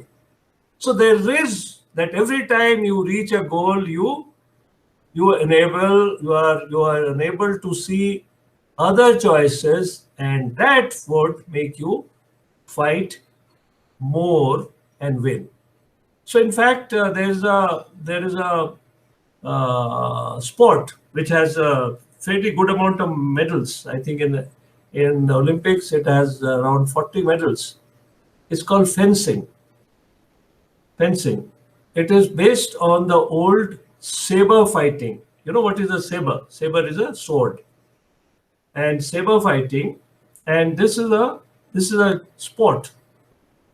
So there are a lot of different categories. And so one of the most important thing which I like to sort of point, and that is the two fencers, they're fighting against each other, and they're getting points, you know, when they touch the enemies, the other person's face or shoulders or chest, and each place, and it is electronically connected, so it gives points. Basically, the kind of point that if the sword pierces a particular part of that body, it might kill a person or it might maim a person. So maiming, they'll get maybe less points, and killing, they'll get the higher points.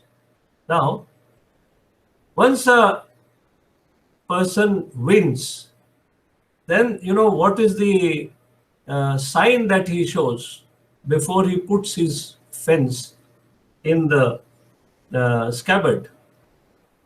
He twirls around the fence upwards like this and points it upwards. And that is a sign that, all right, I have beaten this person. I have conquered. Now, is there any other person? Or koi hai?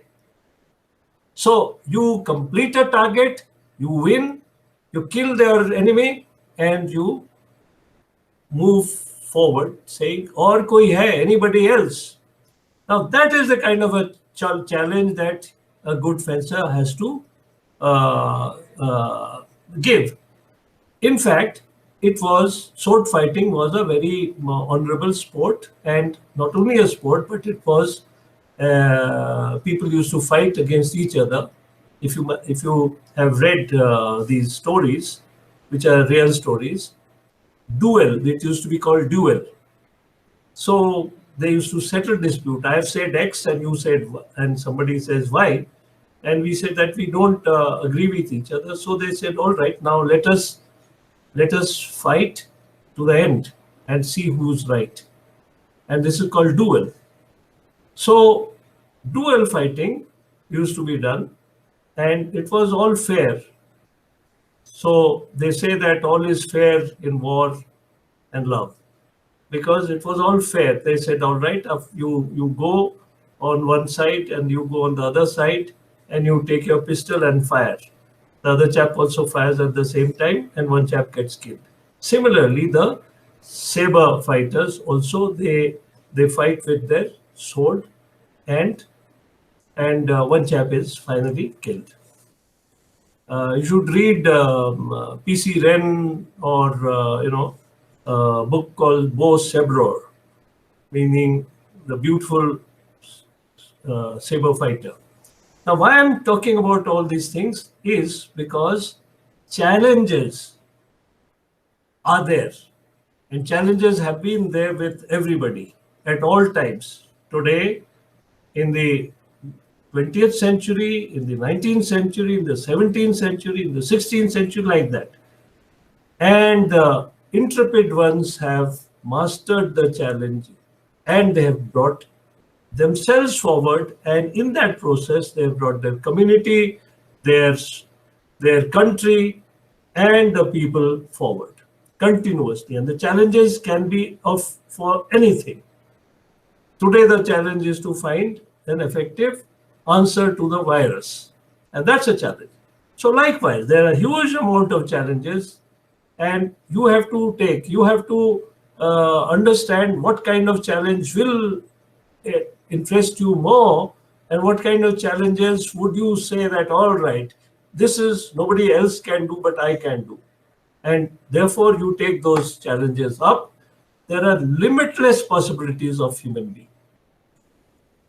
As I told you, in the war in 1971, in less than 12 days, we captured, and we kept on moving. Our maps weren't accurate, but as we moved and we saw all the terrain, and we started making our own maps and all the information, and therefore we could go on a right direction. We could go, and of course we were surprised at different points, and there were a lot of casualties also on our side, but that did not make us to turn back or even halt. We went on forward, and the motto of the forces in our sector in the 1971 war, the war was called Operation Cactus Lily, but it was a code name. But our sector, it was, the motto was bash on regardless. आगे बढ़ो बिना झंझट के. Don't bother about कौन किसको चोट लगता है. Bash on regardless, and that is what we did. So India has to bash on regardless, despite all these very difficult situation, whether it is brought by a virus or whether it is brought by our treacherous the neighbors like Pakistan or China, and we couldn't care less. We have got good youngsters like you, and you have to lead. Now, I'll tell you something about leading. It's a folly, and sometimes it's a fatal folly if you think that you can lead from behind. Any person, if a person in a corporate world leads from behind, then he'll end up as an assistant manager. He'll be a damn good assistant manager, but he'll never go forward, because the other chap would know that this guy cannot plan something which will take the corporate forward. So, and same thing with the country, or with any organization. So you got to lead from the front. You have to have the ability of doing everything which you think your man or the people who are working around you know. So you got to know, understand, and then deploy them, thinking that they are part of your own body.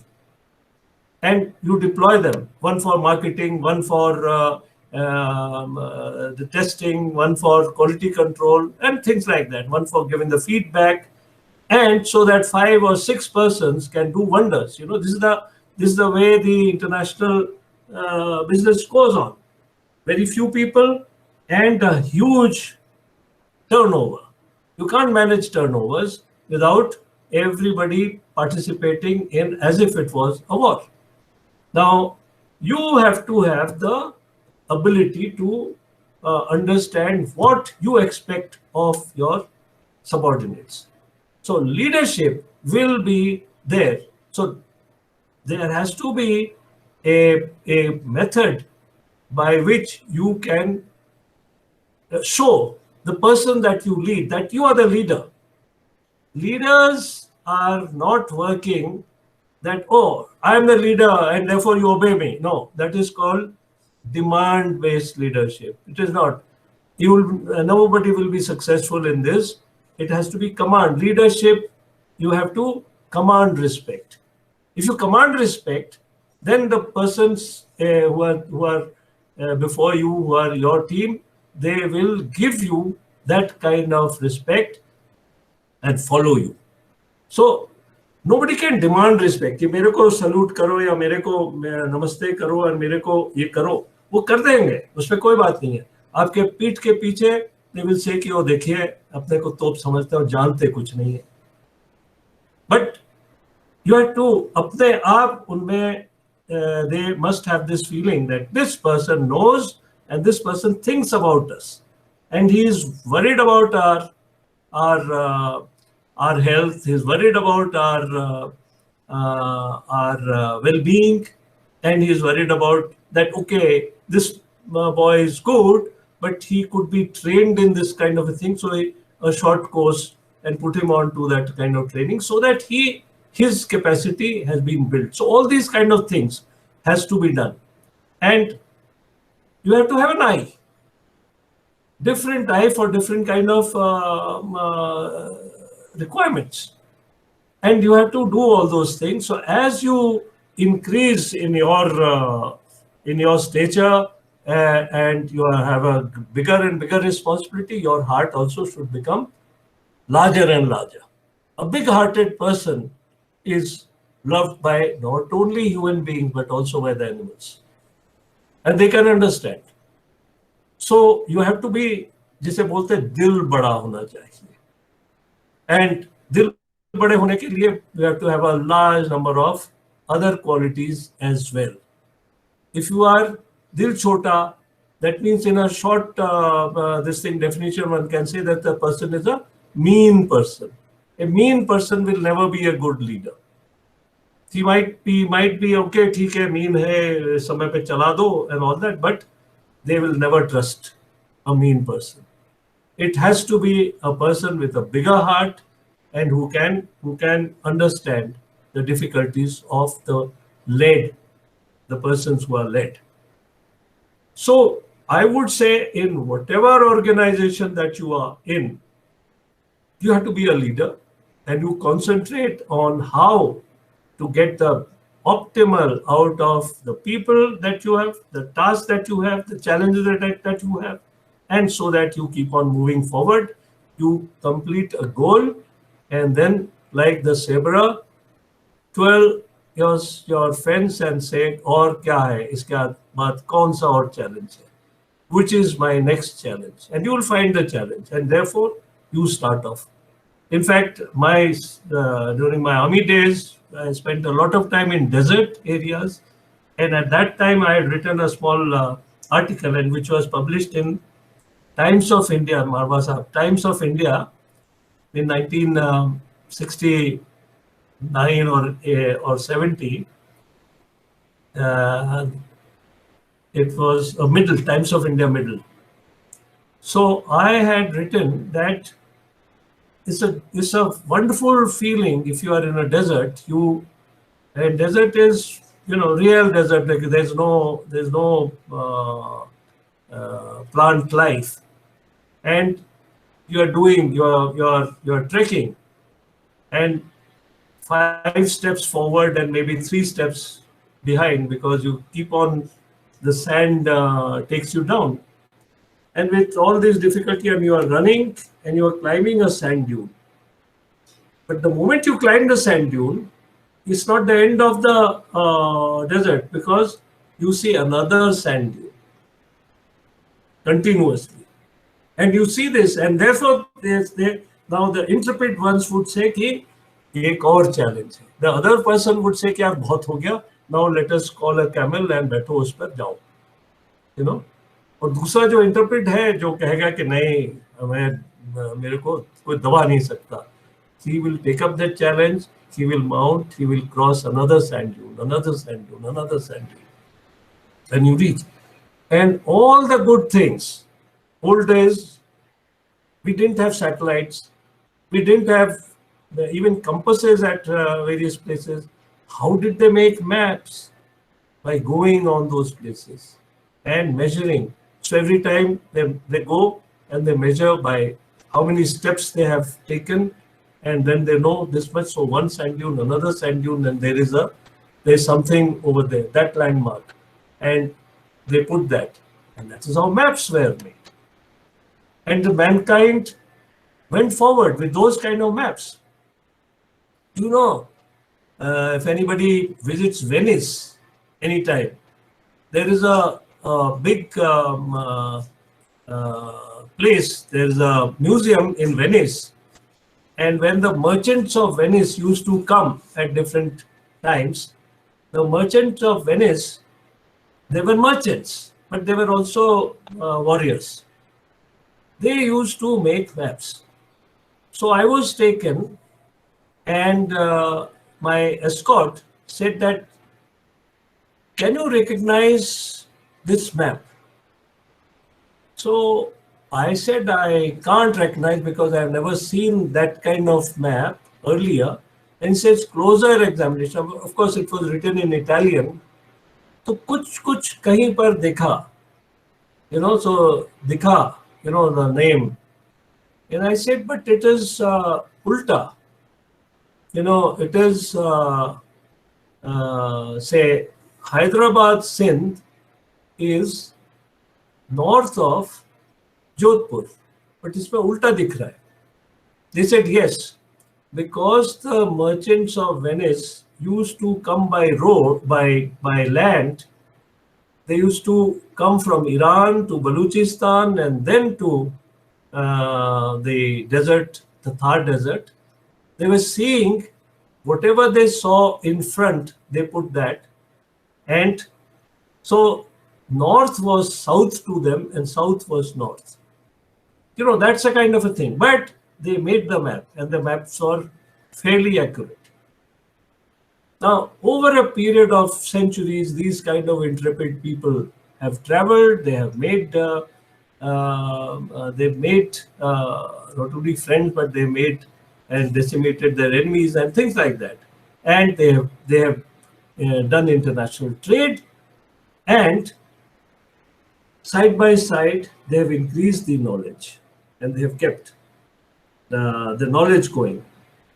So I'm saying that the moment you see your task like this, it's a hugely interesting life, and nothing will bore you. So one more advice is that you should not ever think that this work is boring. If you dig deeper in that, you'll find that there is far more interest than you know, and suddenly you will discover something, and your name will be amongst the discoverers. Whether it is a mundane job like leading a technology company or even a marketing company. Because in World War II, when the task was that how many ships or how many aircraft can be built in a very short time so that the Allies could defeat the Axis or the Germans, many management precepts were founded. Many.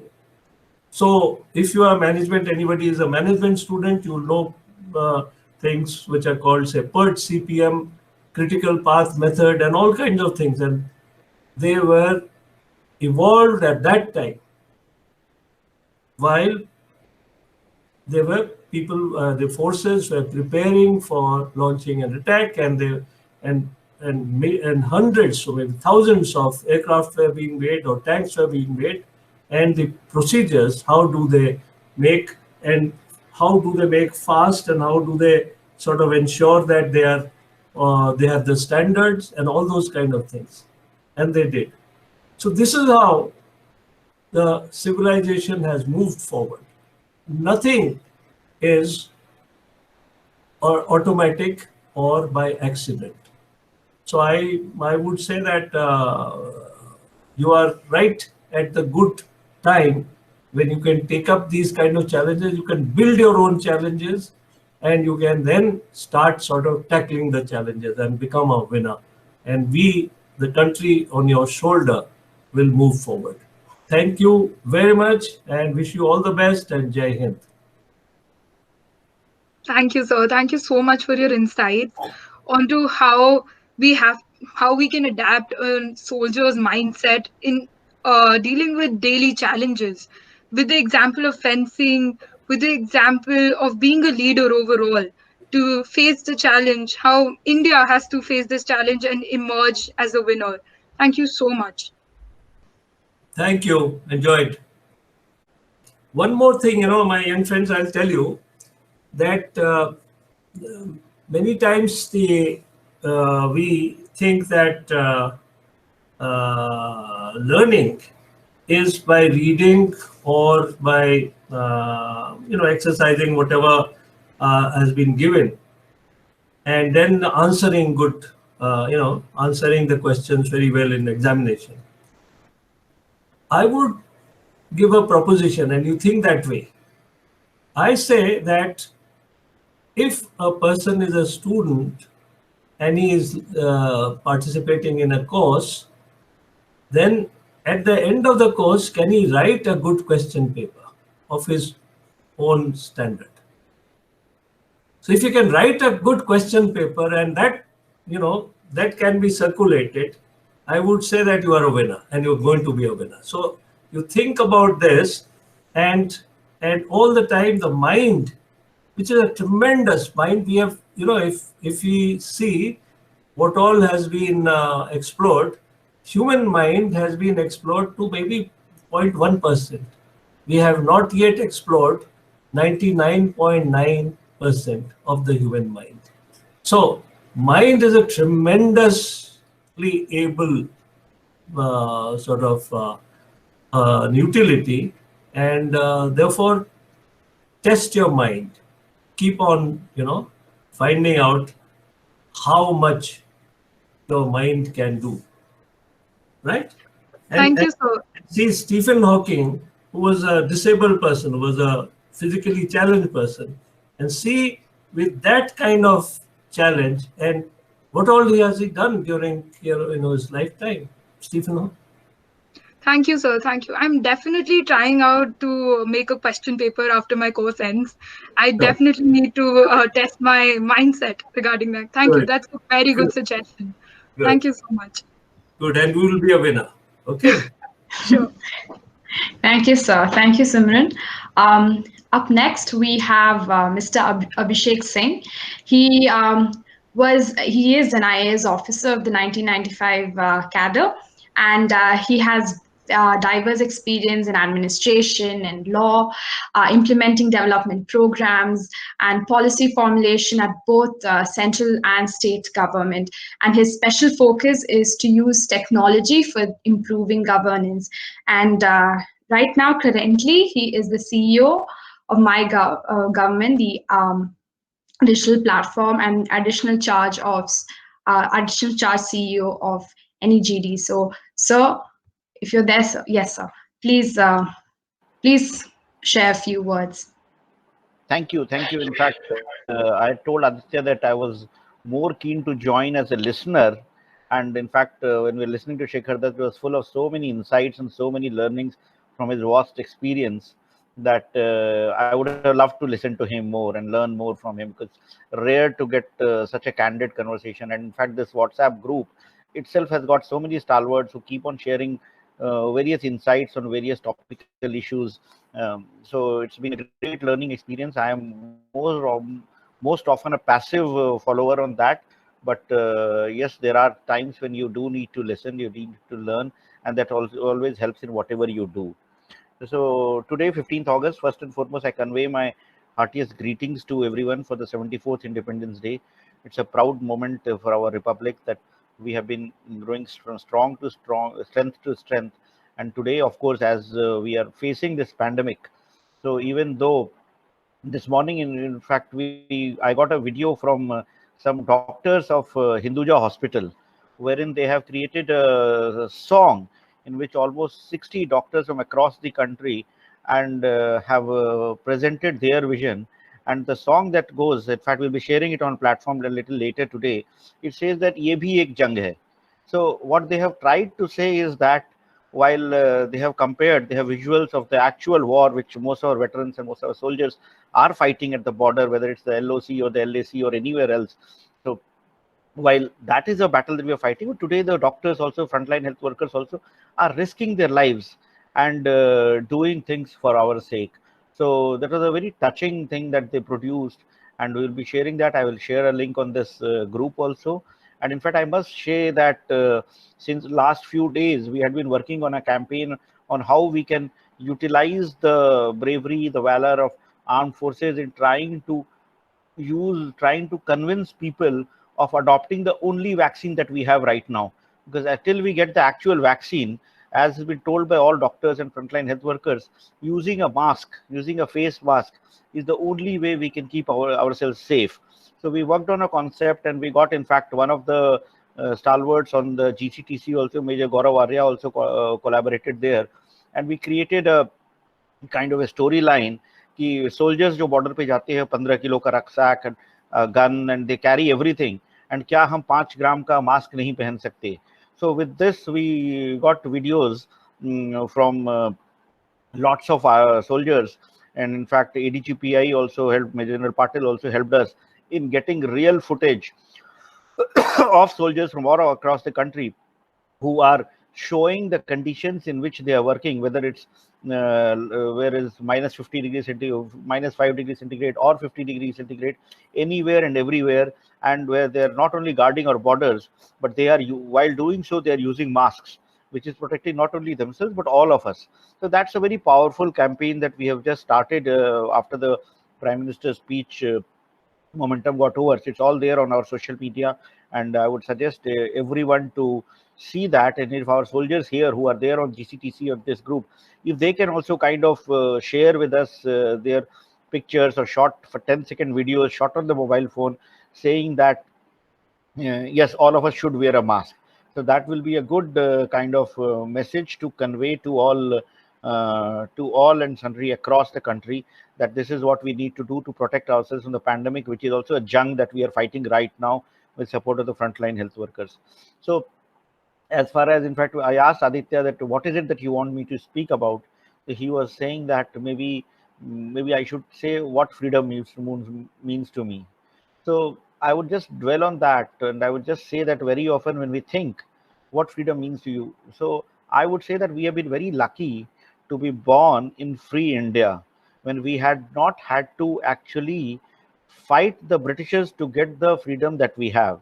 So sometimes we tend to take it easy, and we tend to think that this is granted and this is for us for all times to come, and we don't value it that much. So the only way we can be a true patriot and a true Indian will be to start thinking of what is our role in trying to ensure that we are true to ourselves, we are honest to ourselves, we fulfill our duties, the responsibilities which our job demands from us, which people demand from us, which the country demands from us, and then try to see how much we measure up to that. So if we are able to do that, that will be the true meaning of a free Indian, and that would actually mean that we are contributing something to make India a better place. There are very often we tend to forget what we have to do and start finding out faults in everyone else. What is that person not doing? What is media not doing? What is judiciary not doing? Or what is anyone else not doing? So instead of trying to sit on judgment with others, if we just introspect and try to see what is it that I can do better, and if I make myself a better person in whatever small way possible, that would be my contribution to India, to India as a free nation, and that is what I would say freedom means to me. So this is all I wanted to share. I'm happy to listen to the other stalwarts or answer any questions or queries that anyone can have, and I once again convey my best wishes on our Independence Day to everyone, and thank everyone for having me as a part of this group in which one gets to learn a lot. So thank you once again. Yeah.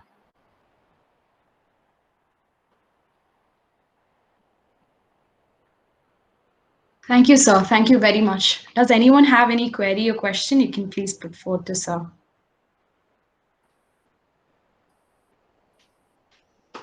So now we would like to introduce Mr. Ravi Idam, sir. It's an honor to have you here. He's an IFS officer and an additional secretary in the Ministry of External Affairs, and also working as a COVID coordinator.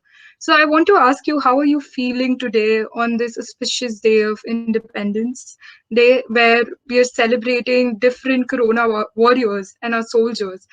And what do you think, what is there any suggestion that you want to give to the youth of India in order to face this challenge as a citizen? Yes.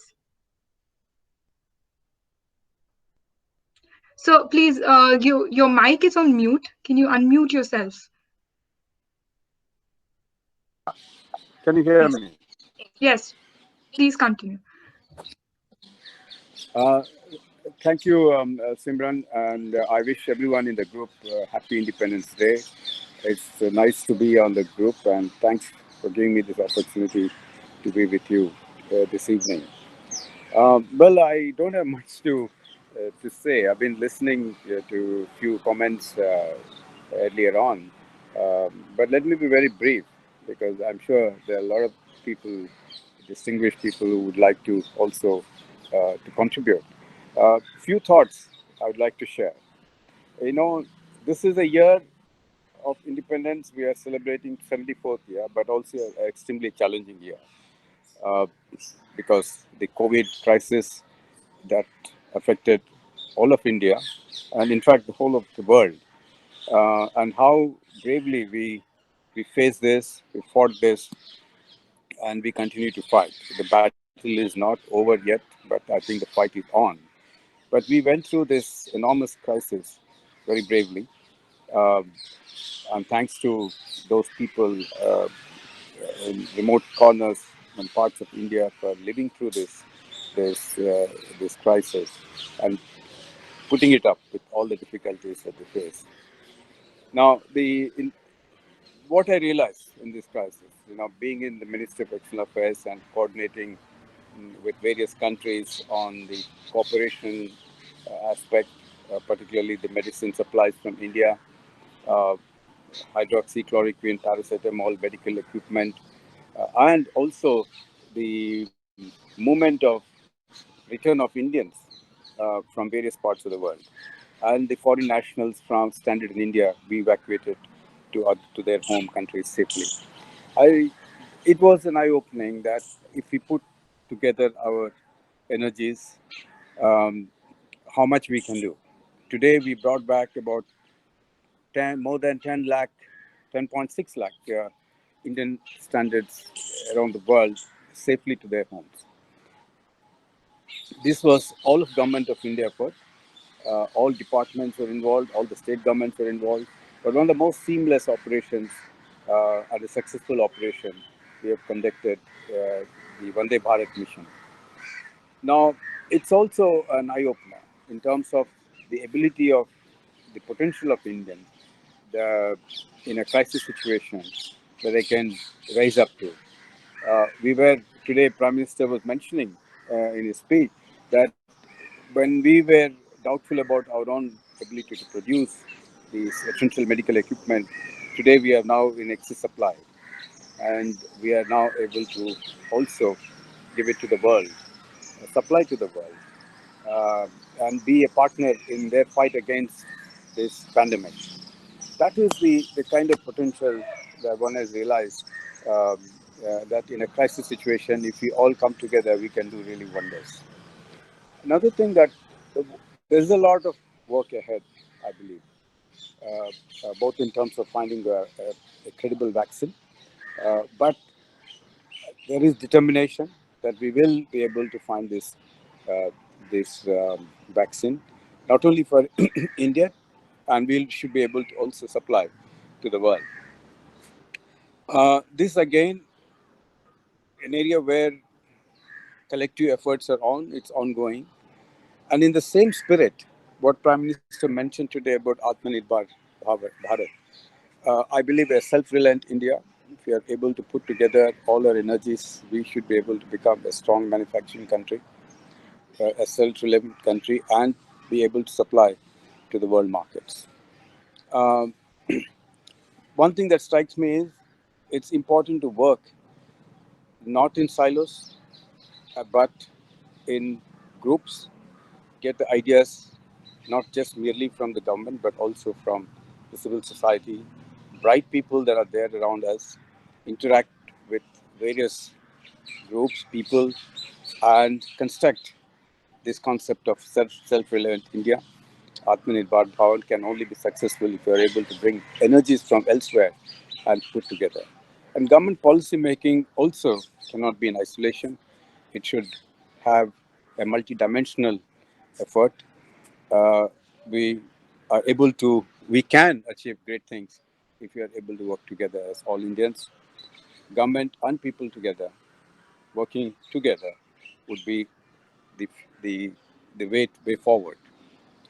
So these are few thoughts I'd like to share with you from the Ministry of External Affairs, we've been working on the COVID pandemic in close coordination with various bodies, including state governments, ministries, departments, and also the NGOs around us. So we welcome any comments, any views, any suggestions that are there. We would be happy to take them on board, and we continue to contribute to this great effort. Once again, happy Independence Day to all of you. Thank you. Thank you, sir. Thank you so much. Thank you so much for giving us such an hopeful information regarding the successes that we have achieved as a country and on the other challenges that we yet have to overcome. Thank you so much. I think this has given a hopeful light to everybody. And if there are any questions, my fellow research coordinators, please go ahead and ask, sir. So, Mr. Kunal, he has asked, what will the government's action plan in case a vaccine is developed first in any other foreign country?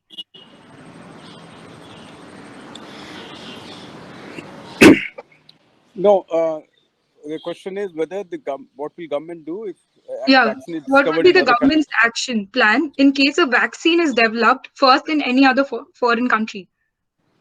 Yeah, I think we are also hearing that a few countries are very close to discovering a vaccine. For example, the Sputnik 5 of Russia has come out with a vaccine, has announced it.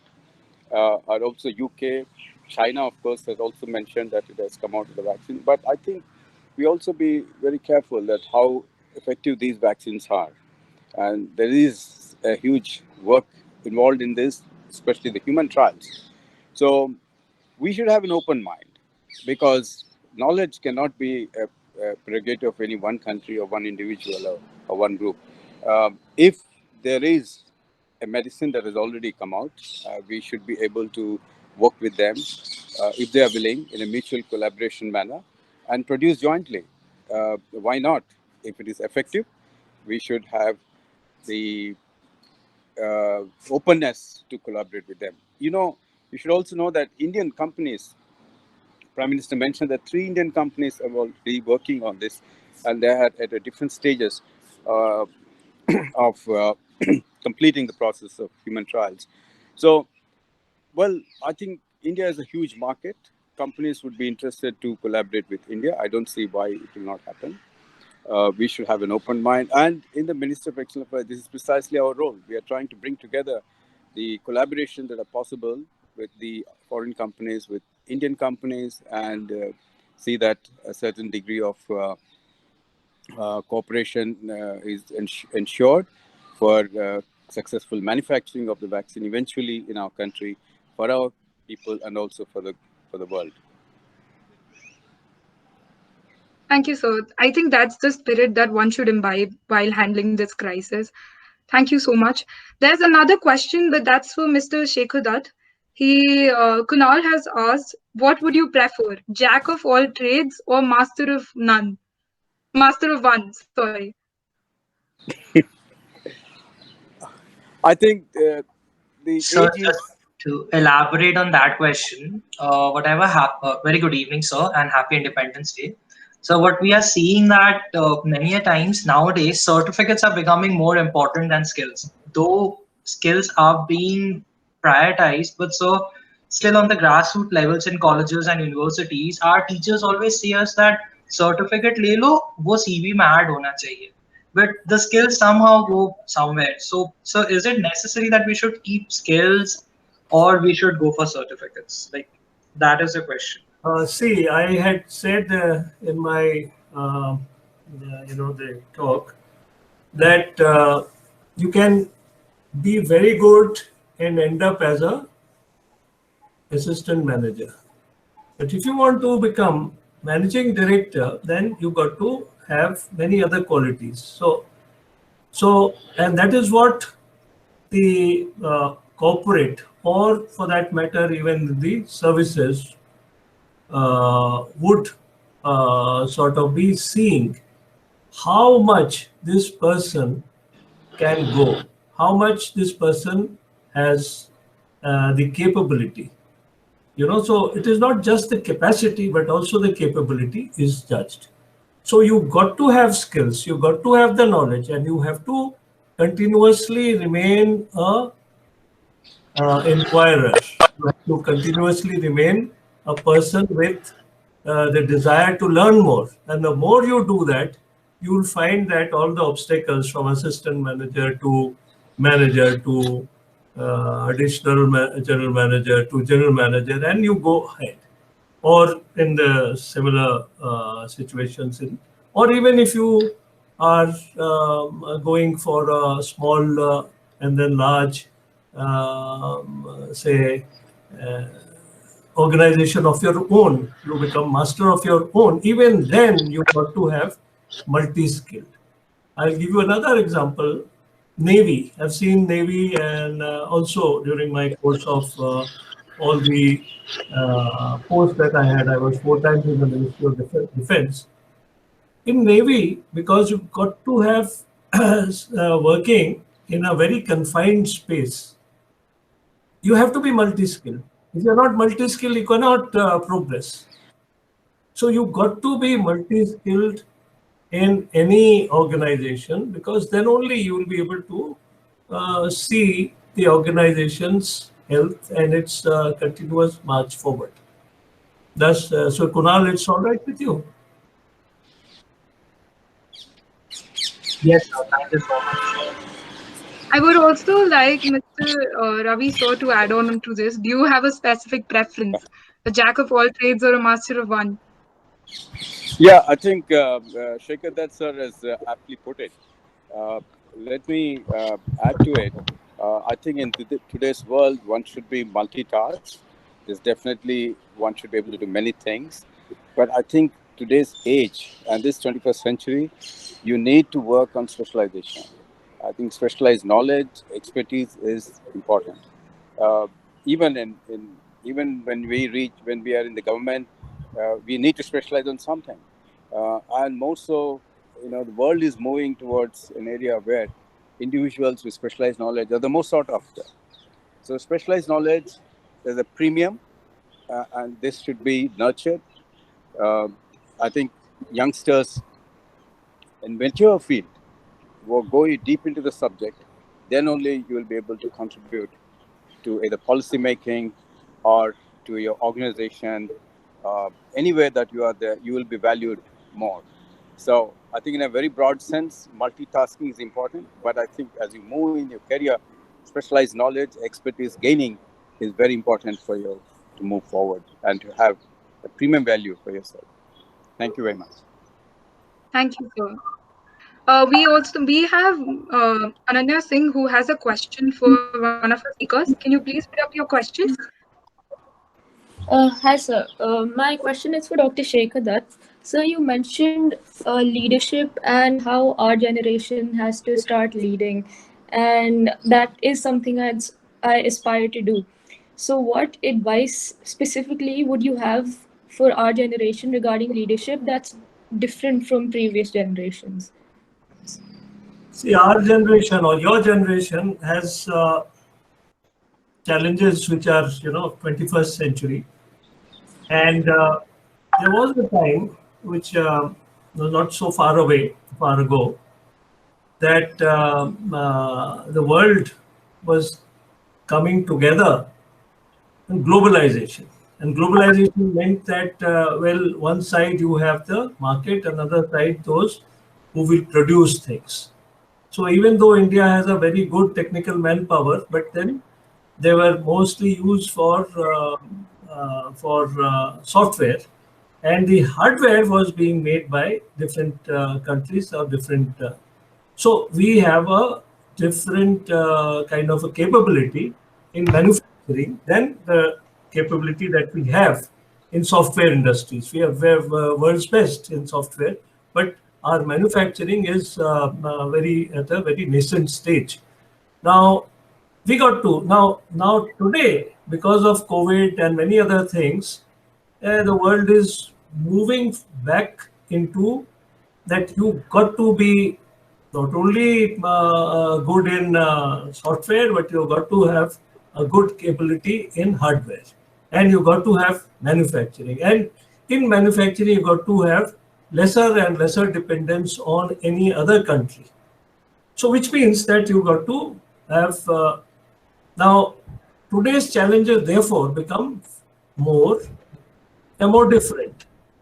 And this Atmanirbhar is not just going inside or inwards, it is also becoming able to sort of influence the world. So you got to be not only a good manufacturer, but also be able to design new things for tomorrow. And this ability has to be very, very large.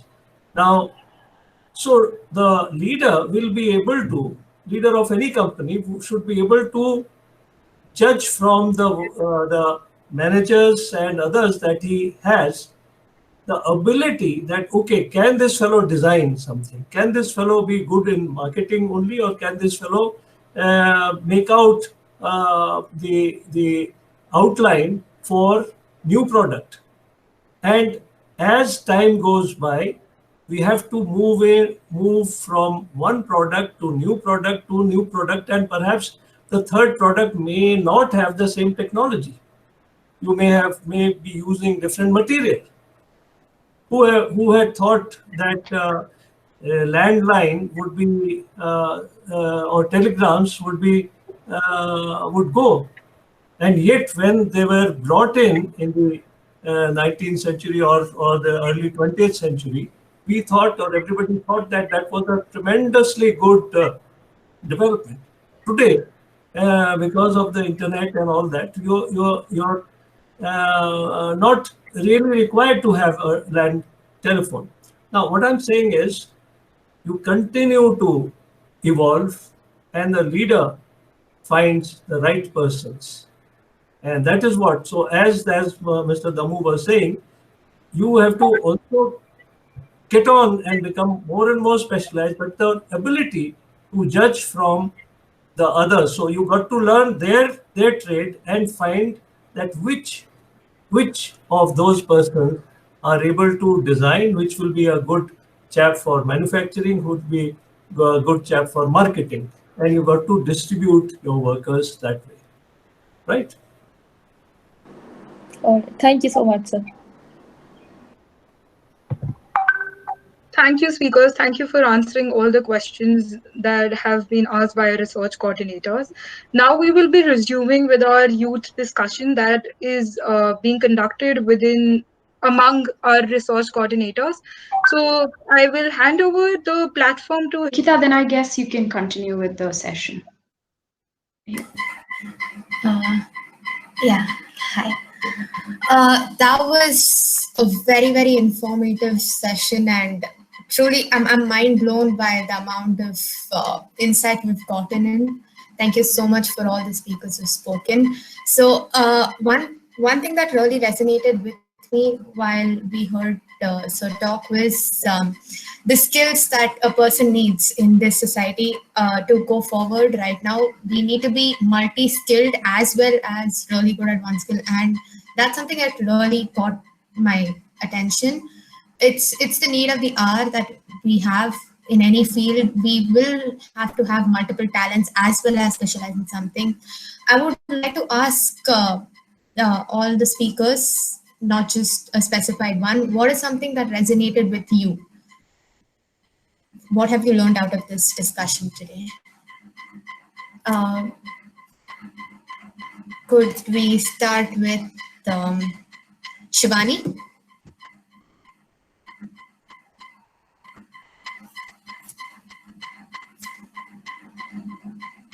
Hi, Shivani, are you there?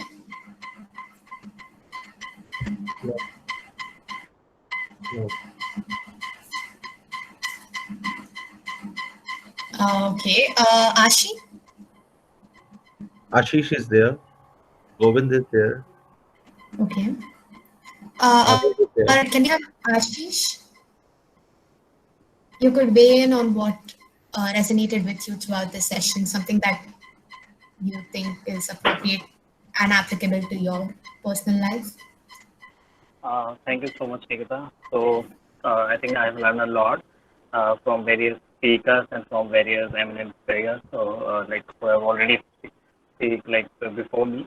So this is, I think I have learned a lot, but to explain all this in a very short manner, I should say that कि जितने भी आप लोगों ने experiences share किए हैं, जितने भी स्पीकर्स ने हमें बातें बताई और खासकर शेखर सर ने भी, तो कोशिश करूंगा कि अपनी डेली लाइफ में उन चीज़ों को मैं इंक्लूड कर सकूं और इस देश के लिए, इस मिट्टी के लिए मैं अपने मतलब जितना ज़्यादा कर सकता हूँ, जितने ज़्यादा इनिशिएटिव ले सकता हूँ, तो छोटे छोटे ही सही, बट जितने ले सकता हूँ, I should like do that only. Thank you so much. Thank you. Also, one thing I was that really was pondering on my head was when Sir spoke about the Kargil War and how he managed to pull through that. That was one situation where a human mind can be put through so many different kind of stresses. And right now, thinking about it in our situation, even though we're not at war, but we are fighting something that none of us can see, and it's a whole different situation, causes different kinds of stress. So maybe if what is your idea on how to strengthen our morality, on strengthening our willpower, any of this that can help a person survive in situation like this? Can I have Govind weigh in on this? Madhav? Yeah, hi. I'm really sorry, my internet's not working properly. I can't really hear what you said, and I don't think my voice is like connecting properly. I don't know. We can hear you fine. Would you like to weigh in, or would somebody else from the panel like to weigh in on this? I mean, if you could kindly repeat the yourself. question. Yeah, my question was: we heard how a war situation, like an actual battle situation, could put a mind through various kinds of stress, which is entirely different from what we're facing right now. But considering the fact that we're still facing an unknown enemy, and we have a lot of situation that will strain our willpower, which will strain our morale situation, what do you think could help a person get through this? I mean, I would probably say that what helps a person get through the times that we're facing right now is basically the hope for a future, right? A hope for a future that the things will be better one day, like even if they aren't right now. And we all know that things aren't the best, like there are cases increasing every day.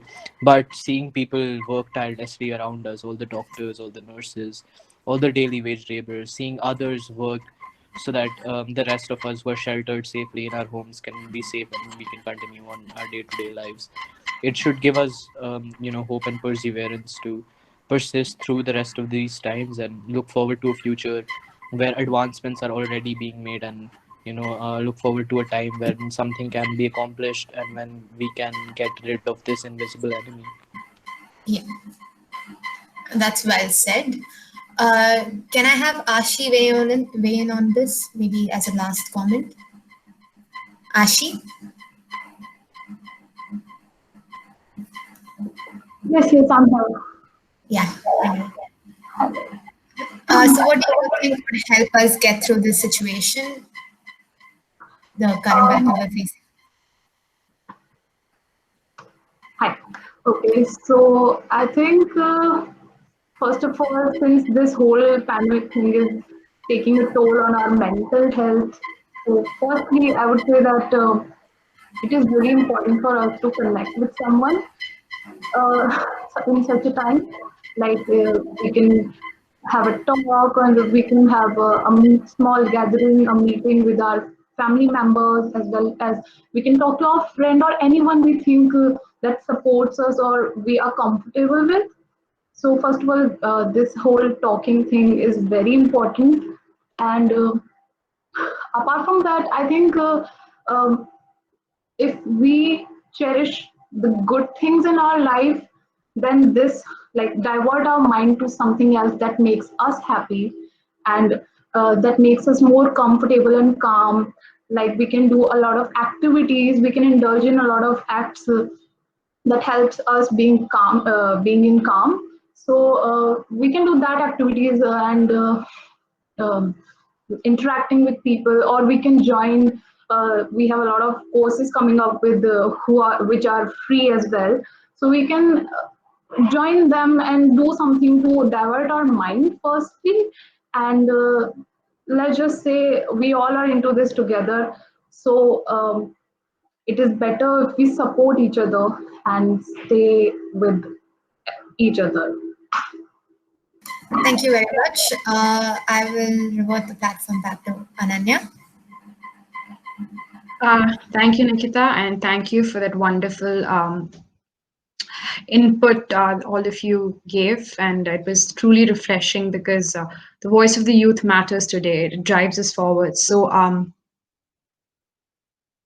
yeah, so I'm sorry, I forgot to switch on the camera. So, yeah, that was truly fruitful. And Simran, over to you. Yes, thank you, Ananya. So now I would like to welcome Srishti Kulshestra for singing a song, and that's the theme of the song is Teri Mitti. I hope all of you have heard it. It's a beautiful song, and let's hear it from a beautiful voice. Srishti, I welcome you. Can you please start your performance? Thank you so much for giving me this opportunity again. Now, here I begin. ए मेरी ज़मी अफ़सोस नहीं जो तेरे लिए सौ दर्द सहे महफूज़ रहे तेरी आन सदा चाहे जान मेरी रहे न रहे ए मेरी ज़मी महबूब मेरी मेरी नस नस में तेरा इश्क बहे फीका न पड़े कभी रंग तेरा जिस्मों से निकल के खून कहे तेरी मिट्टी में मिल जावा गुल बन के मैं खिल जावा इतनी सी है दिल की आरज़ू तेरी नदियों में बह जावा तेरी फसलों में लहरावा इतनी सी है दिल की आरज़ू ओ, ओ,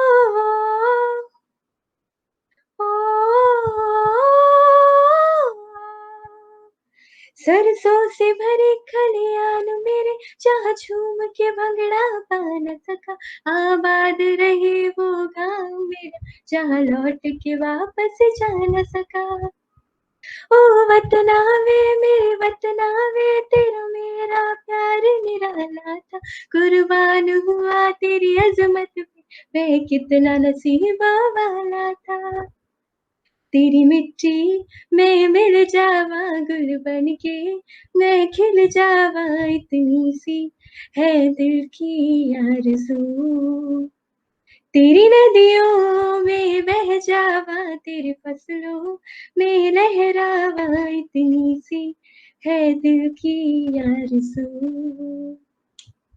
ओ हीर मेरी तू हंसती रही तेरी आंख घड़ी भर नम ना हो मैं मरता था जिस मुखड़े पे कभी उसका उजाला कम ना हो ओ माही मेरी क्या फिक्र तुझे क्यों आंख से दरिया बहता है तू कहती थी तेरा चांद हूँ मैं और चांद हमेशा रहता है तेरी मिट्टी में मिल जावा गुल बन के मैं खिल जावा इतनी सी है दिल की आरज़ू तेरी नदियों में बह जावा तेरी फसलों में लहरावा इतनी सी है दिल की आरज़ू थैंक यू एंड जय Hind Thank you, Jai Hind Srishti. That song definitely evoked an emotion, I must say.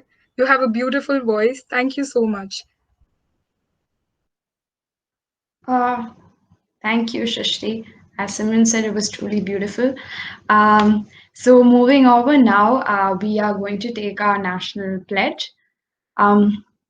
As you know, fraternity is one of the most important things that our constitution says. So, especially during this time of difficulty and challenges, commonhood or brotherhood is very important to take us forward in the path that we are going to go as a nation. So, therefore, I would like to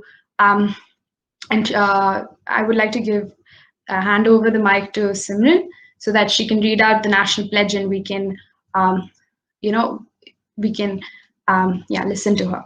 Thank you. Thank you, Ananya. Now I will be reciting the pledge. I would love if you guys could repeat after me. I'll recite a line, and it'll be great if you can open your mics and switch on your mics and just repeat after me. I hope that's okay. Correct. Yeah. Okay. So I'll start. India is my country. All Indians are my brothers and sisters. I love my country and I'm proud of its rich and varied heritage. I shall strive to be worthy of it. I shall respect my parents, teachers, and all elders and treat everyone with courtesy. To my country and all my people, I pledge in their well-being and prosperity alone lies my happiness. Jai Hind. Guys, thank you so much. I know there were a lot of disturbances while reciting the pledge, but it shows a lot of good spirit from your side. Thank you so much. We would like to close the session now. Ananya, can you please, I will hand over the mic to you, and can you please close the session? Yes, sure. Thank you, Simran. So it was definitely an oath of allegiance to our republic. We have come to the end of the session, and I would like to give the vote of thanks.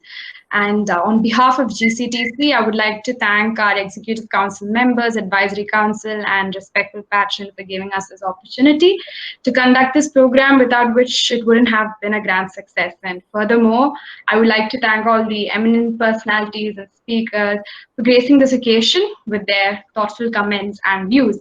And a special thanks to the youth coordinators, our research coordinators, who strongly vouched for the opinions and shared insightful information regarding the same. And it was truly enlightening, actually, as a listener.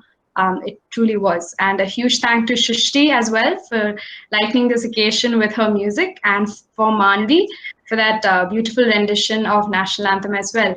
And huge thanks to Aditya sir as well for coordinating this event among all our research coordinators. Thank you, sir, and thank you everyone for coming and joining the celebration. Thank you.